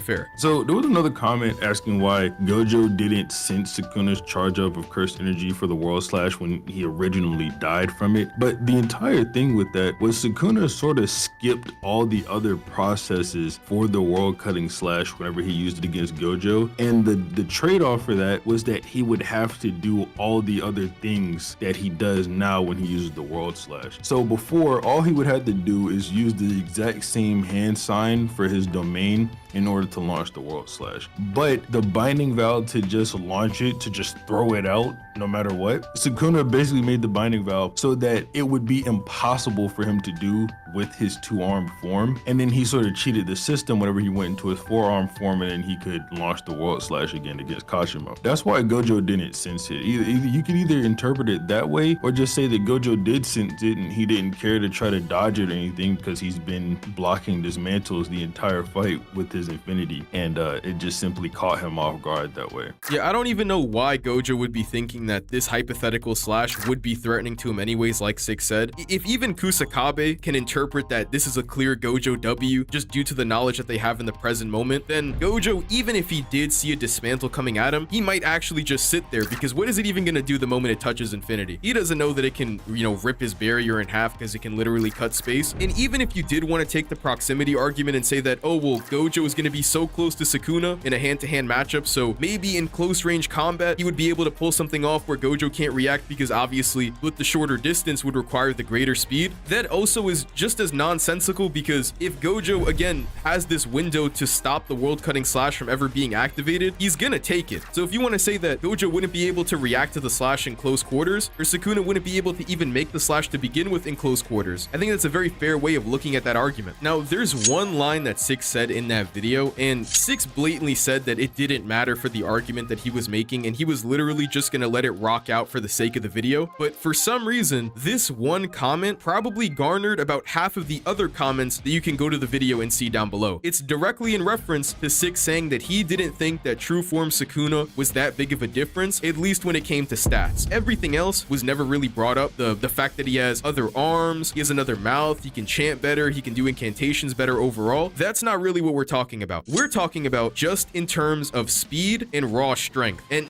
yeah, that's fair, because it's verbatim stated that, you know, him having forearms allows him to, like, do more hand signs, and the belly allows him to chant simultaneously, so, you know, it's purely about physical stats. Not in any way that has anything to do with the quality of his body, of having, like, you know, two arms. Just the fact that him having more muscle should not make a difference overall, and that is something that we didn't explain in the video, but I'll go over it right now. The first thing to really think back to when we're talking about physical stats being ultra relevant in terms of jujutsu at this level would be what Todo says to Yuji in Goodwill. Todo pretty much directly says when talking about Yuji's divergent fist that the force behind your attack is nothing to scoff at either, or it wouldn't be if you were an average sorcerer. If Yuji was capable of flowing his cursed energy like a normal sorcerer, then he would be far more threatening than his current form right now. And Todo directly says that what he's doing isn't going to be effective when he fights stronger people, and Mahito and Jogo are brought up as an example. And so that doesn't even necessarily imply that physical stats don't matter. They just imply that physical stats don't matter past a certain point. And if you want to fight on this special grade level, or the level that Todo's outlining, it takes more than just physical stats, and you need to be able to implement your sorcery with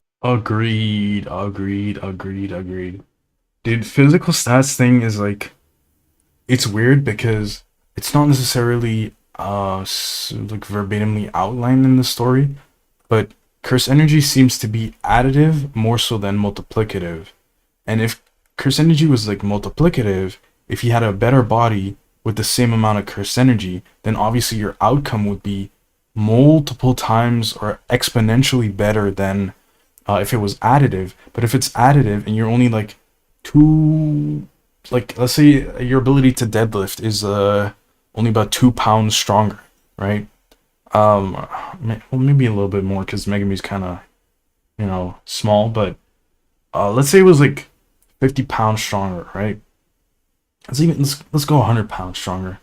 If it's additive and they're both still like, let's make it like a fictional power level here. Let's say a power level of 13,000 and Gojo's at like 13,500, because we know that Gojo was winning the brawls inside of the domain, so he's like stronger a little bit. with blue. And then Sukuna gains like 100 pounds more, so his power level goes up by 100. Okay, but like it's not making that much of a difference. He's still gonna be in the same tier as Gojo in terms of fighting strength.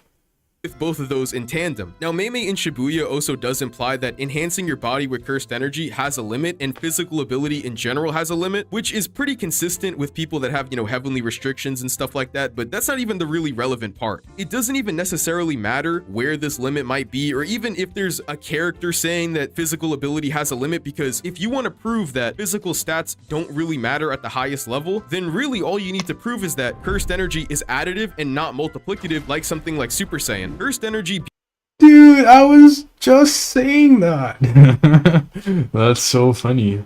Being additive really matters the most when we're having this debate about reinforcement being exponentially stronger when adding your physical stats. Now, the reason behind that is that if cursed energy and reinforcement together is an additive boost of strength, then that would mean that eventually, in theory, if your CE reinforcement just reaches this certain point, it would eventually just outweigh how strong your base stats are, and they wouldn't really matter. Like, for example, if I had the base stats of 5 joules and my CE reinforcement was another 5 joules, then they would matter pretty much just as much, because they would give me a combination of 10 joules. Now, obviously, if it was multiplicative, then it would be 25 joules with the same numbers, and that would be a much bigger boost overall. But then at the same time, if you were to say that your physical ability is only 2 joules, but your CE reinforcement would be like 8, then clearly you can see that one is starting to outweigh the other. Now, CE being additive isn't just an assumption. There are actual examples in the series that we have of people talking about CE reinforcement that really make it more consistent than you would probably think. The classic example brought up in that comment section was talking about how Gojo was quote-unquote glazing Miguel for having the best physical stats, and they were using that to say that physical ability is crucial and can even make somebody as strong as Miguel, which is completely untrue. Gojo isn't just commenting on Miguel's physical stats, he's also commenting on the fact that his body, and specifically his bone structure, is just different, and these things lead to Miguel being as strong as he is. Now, that's not even the part of this scan that I'm too concerned with. Pretty much no matter where you translate this page, whether it's through ChatGPT, TCB, or even Viz, they all pretty much imply that when Gojo's talking about adding cursed energy to Miguel's build, he's saying just that, it's adding cursed energy. Yo, I never even caught that, bro. That's such a good catch. That's such a good catch. This is like quite literally the confirmation right there. He says the term on top of in TCB, and then in Viz, it's just pretty much just saying add, which again implies that cursed energy would be additive and not something like multiplicative. If your CE reinforcement and your physical stats mixing together was multiplicative, then I can see how your base physical stats would matter way more, but in the context of JJK, it just doesn't really seem like that's the case. We also get this diagram from Gojo when he's talking about black flashing, and in this diagram, he just blatantly outlines that there are 3 different types of cursed energy, and specifically the damage that is unleashed when you amplify your strikes with cursed energy, and he divides them up completely. Gojo separates his own physical ability and cursed energy reinforcement completely, and obviously that wouldn't be possible if he was talking about something like multiplication when mixing together your base physical stats and cursed energy. A really good example would be Goku going Super Saiyan from Dragon Ball Z. Goku going Super Saiyan is a 50 times multiplier, and obviously when that power is mixed together and multiplied together, you can't really separate the multiplier and Goku's base physical power once he's already transformed. It would be ridiculous and it wouldn't really make any sense. We see that cursed energy is completely separate from your own physical attacks, and that wouldn't be possible if CE was multiplicative because they would just be combining. If you want to talk about Gojo's statement with Miguel also implying an additive boost, if you want to talk about how CE just in general seems to be completely separate and additive, which can't be multiplicative, or even simply if you want to bring up the narrative, which seems to be consistent is that cursed energy reinforcement and your physical ability can go hand in hand, but physical ability will start to lose value the higher you go in terms of skill with your CE reinforcement, which is also kind of... Dude, Jaden has caught so many little things that I did not even think of, bro. Like, bro, this is so smart. This is why Jaden is such a good creator, bro. He thinks of these little things and then has like the amazing production to back it up, bro. This is pure glaze at this point, but I don't even care, bro. This is good. This is good.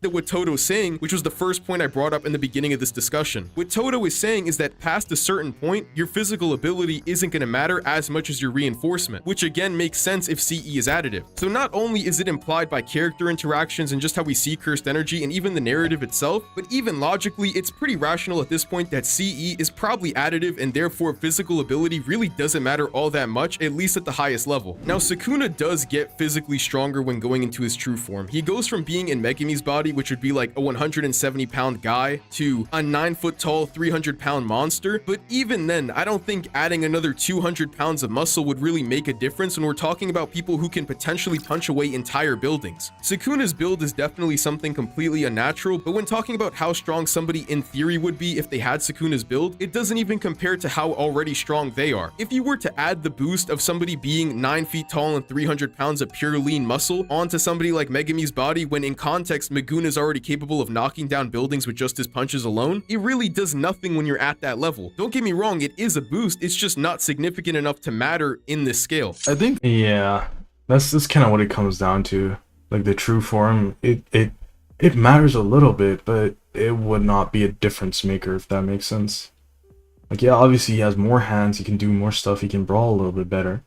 He can run a little bit faster, he has a little bit more stature, he has a little bit more muscle to back up his punches and all that stuff. But in the end, Gojo was already physically superior normally, so it would just be pure headcanon if we were to say that Sukuna is then suddenly gonna become like 2 or 3 times as strong as Gojo, right? It just doesn't. There's nothing to base it on top of cursed energy already being additive as it is, which means that, you know, physicals just would not matter as much as you think they would, unless you're like Yuji, where your physicals are that strong to where you can do something like a divergent fist where your cursed energy punches are just as strong, or maybe not just as strong, but similarly strong to your physical punches. You know, that type of stuff. I think there and then it would make sense, but otherwise, not really. Not really. So yeah, I think what it comes down to is the world slash, because that's the main win condition outside of like domain expansion. And yeah, domain expansion is like the, let's say it's if we're not talking about the slash, and we're counting slash, then domain expansion is his only win condition, as is, because he doesn't have the 10 shadows anymore. And then the problem that you would end up with is that Gojo now knows how to counter Sukuna's domain, and we've already seen that he can do it. So I would not necessarily say it's a guarantee that he would win all the domain clashes from that point onwards, but it would be a lot less lopsided than that it was initially. And then you go back to the world slash, and it's kind of similar, you know. It really just boils down to, can he land the world slash at that point? I think it does. It boils down to, can he land the world slash? If he can, you know, it's GG's again. But also probably not even, because we know that Gojo with RCT and Blue can just reattach limbs and stuff like that, because Yuji was able to do it, and he was fine with blood manipulation, and Gojo can use Blue to attract things towards him. So even if he gets caught, it's not going to be like last time where he was completely out of steam because of how the entire fight went. No, if they fight again, Gojo will have a lot more energy to waste on minor stuff like messing up. So yeah, I think that's kind of what it comes down to. I wouldn't necessarily say that Gojo guarantee wins, but it's a lot closer than it initially was, and that's kind of what it comes down to, in my opinion. So I'm gonna watch the rest of this video on my own time later. Keep a tab open, but I think that's kind of it for what I wanted to react to from Jaded's video. Um, yeah. We talked about the Kagurabachi chapter that dropped. We talked about the epilogue. Oh, there was one more thing that I wanted to talk about. I don't know if I can find them so easily.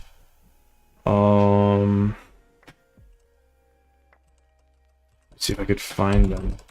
That was the volume 29 and 30 volume extras. Don't know if I could find them so easily. Yeah, it's... I kind of waited too long. I don't think I have them readily available, but I was kind of annoyed with the volume extras. See if I could find them. Can I find them quickly? Probably not.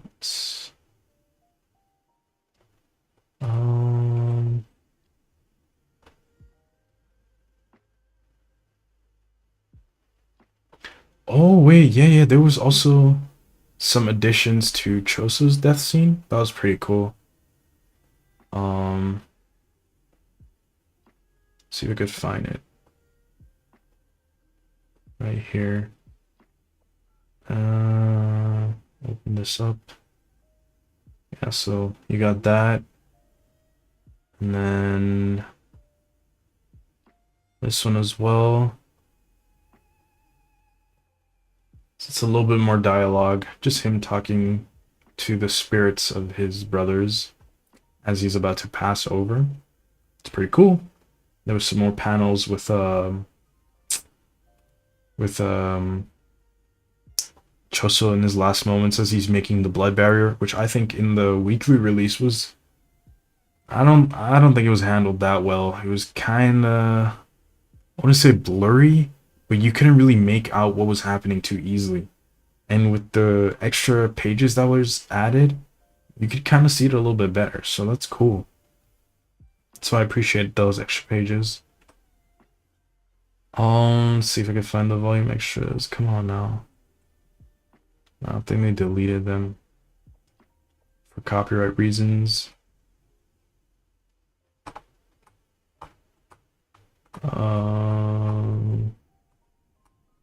Yeah, I'm gonna have to search for them, but there was something about the volume extras that really just annoyed me. I don't remember what it was because I didn't save them, which is kind of stupid. But wait, maybe I did save them. Let's see.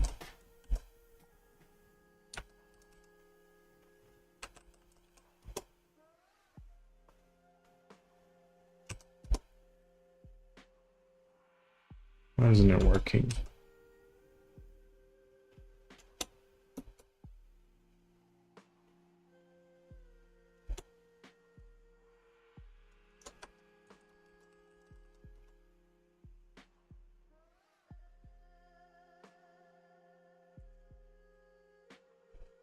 You know, I swear you could always search for things that you posted on Discord, but I can't find it right now. Thought there was always a method.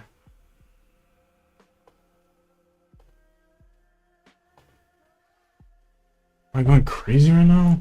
What?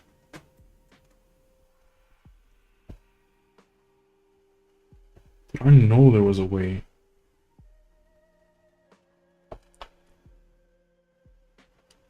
Yeah, there is a way. Just do from. It's not working.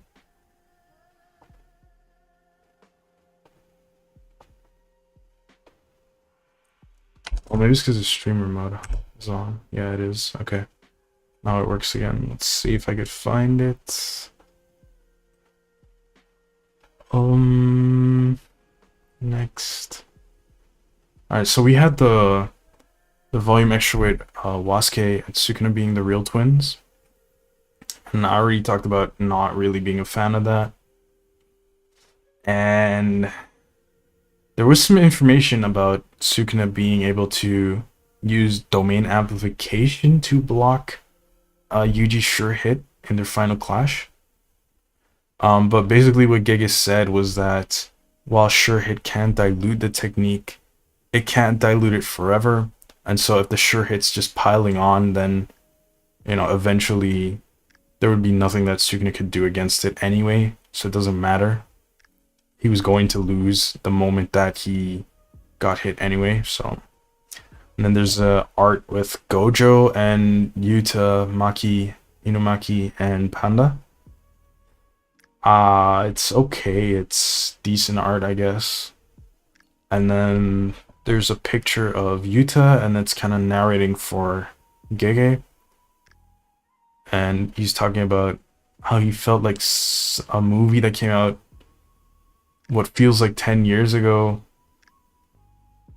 Something, and it was still going on in 2030. Either way, it doesn't matter, bro. It's like, it's just his personal thoughts. And has nothing to do with the story, so I don't really care, if I'm being honest. And then he also reveals, quote unquote reveals, he reveals that the airing-like thing on Sukuna's right neck, not his left neck, only the right neck, is not an airing, but rather just a deformity that are bones sticking out, and that it's itchy. What? Why? No one was asking about this. No one. Okay, let me... Okay, it's stupid, but whatever. Alright, and then there's another page where the narrator or someone is asking Todo why he rewrapped his bandages after the Lake Gosho colony. Because we know that Todo went there to help Yuta when he was taking out Kenjaku. He swapped Yuta and Kenjaku, and then he had to unwrap it to do that, and then he wrapped it up again when he went to help Yuji after the domain. And then Todo's like, that's a secret that I'm keeping to myself. So basically, you wasted a page and did not answer anything. Cool. And then we have a piece of Miwa art, and then updated Nobara art. It's cool, I guess, but it doesn't, like, who cares? I mean, not really who cares, but, you know, it's cool art, but it doesn't do anything for us.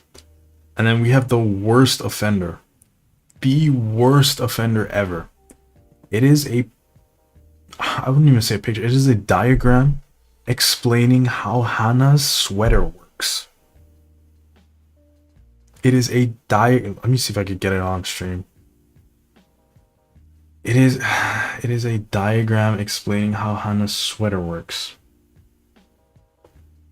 It is the dumbest thing I've ever seen. Right here. Pause it if you need to see it, because I'm gonna take it away for copyright and stuff. But it's just like how the sweater is a bigger sweater than that it looks like, and that she collapsed part of it inwards or outwards so that it folds down again and is a little bit thicker. I don't know. It's so dumb. This is the most unnecessary thing I've ever seen. No one was asking for this. We were asking for answers to unanswered questions and little bits of trivia. I guess this counts as trivia, but like interesting trivia. No one cares about this. Like, talk to me about Megami's technique. Talk to me about Megami's technique. You made Sukuna again be a faulty narrator, saying that Megami's technique is dead, the 10 shadows, that it died after Mahoraga died. And then suddenly, Megami at the end of the series is able to use Divine Dog again, meaning his technique did not die. And even Sukuna was shocked because he thought the technique was dead for sure.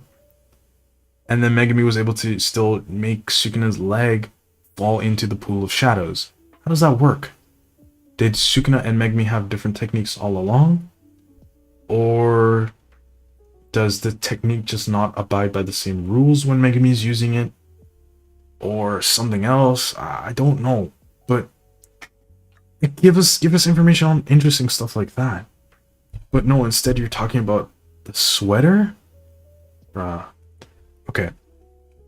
And then there's another picture in the volume extras where it's just a piece of art of a building a restaurant where Gege used to go in his youth. This has nothing to do with the story. It's like, bro, I mean, it's cool if you are interested in Gege's personal life, but this does nothing for me. And then the last thing I believe is a piece of art of a comedian in real life called Jun Itoda.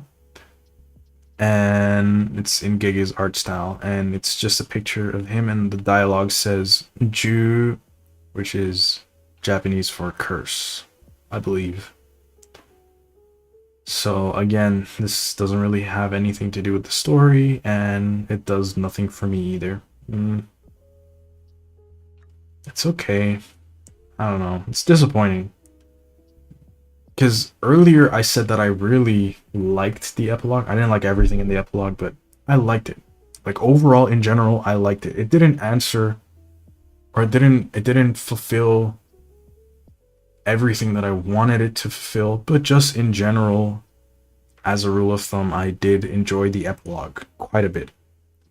And then you go into the volume extras, where I usually really like to see what Gege comes up with. Little bits of trivia, little bits of insight and knowledge that he wasn't able to put into the story directly.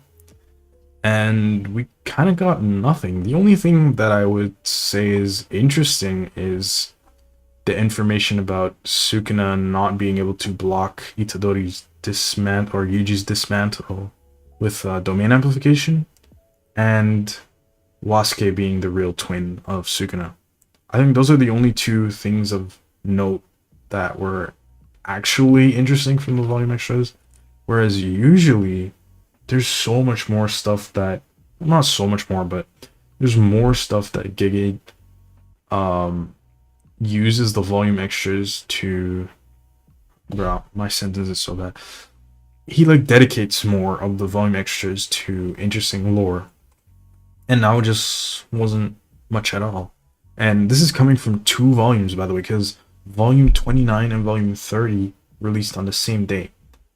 So we're talking about 2 volumes worth of volume extras, and the end result is that we only have 2 bits of interesting information. It's quite a letdown, but yeah, I think that's gonna be it for here for now. I might stream again later, maybe next week or so. Might try to do like a stream a week, one a week, because apparently January is really bad for revenue and stuff like that on YouTube. So, which makes sense, because you know, people are not going to be able to spend as much, and so advertisers would not be able or willing to pay as much, especially after the holidays. So yeah, I think that's where I'm gonna end it. So thank you guys for joining the stream. I'm gonna shout out everyone real quick. Anime All Day TV, thank you for watching. Jaded, thank you for stopping by. Daniel, thank you for stopping by and watching. König Sukuna, thank you for watching. Alonzi, thank you for watching. Paisis Edits, thank you for watching. I think that was it for the people who chatted. Maybe I saw some other people were watching the stream, but they weren't chatting. But thank you guys for watching as well. And to those of you who are watching this in the VOD, thank you for watching as well. So that's gonna be it for me.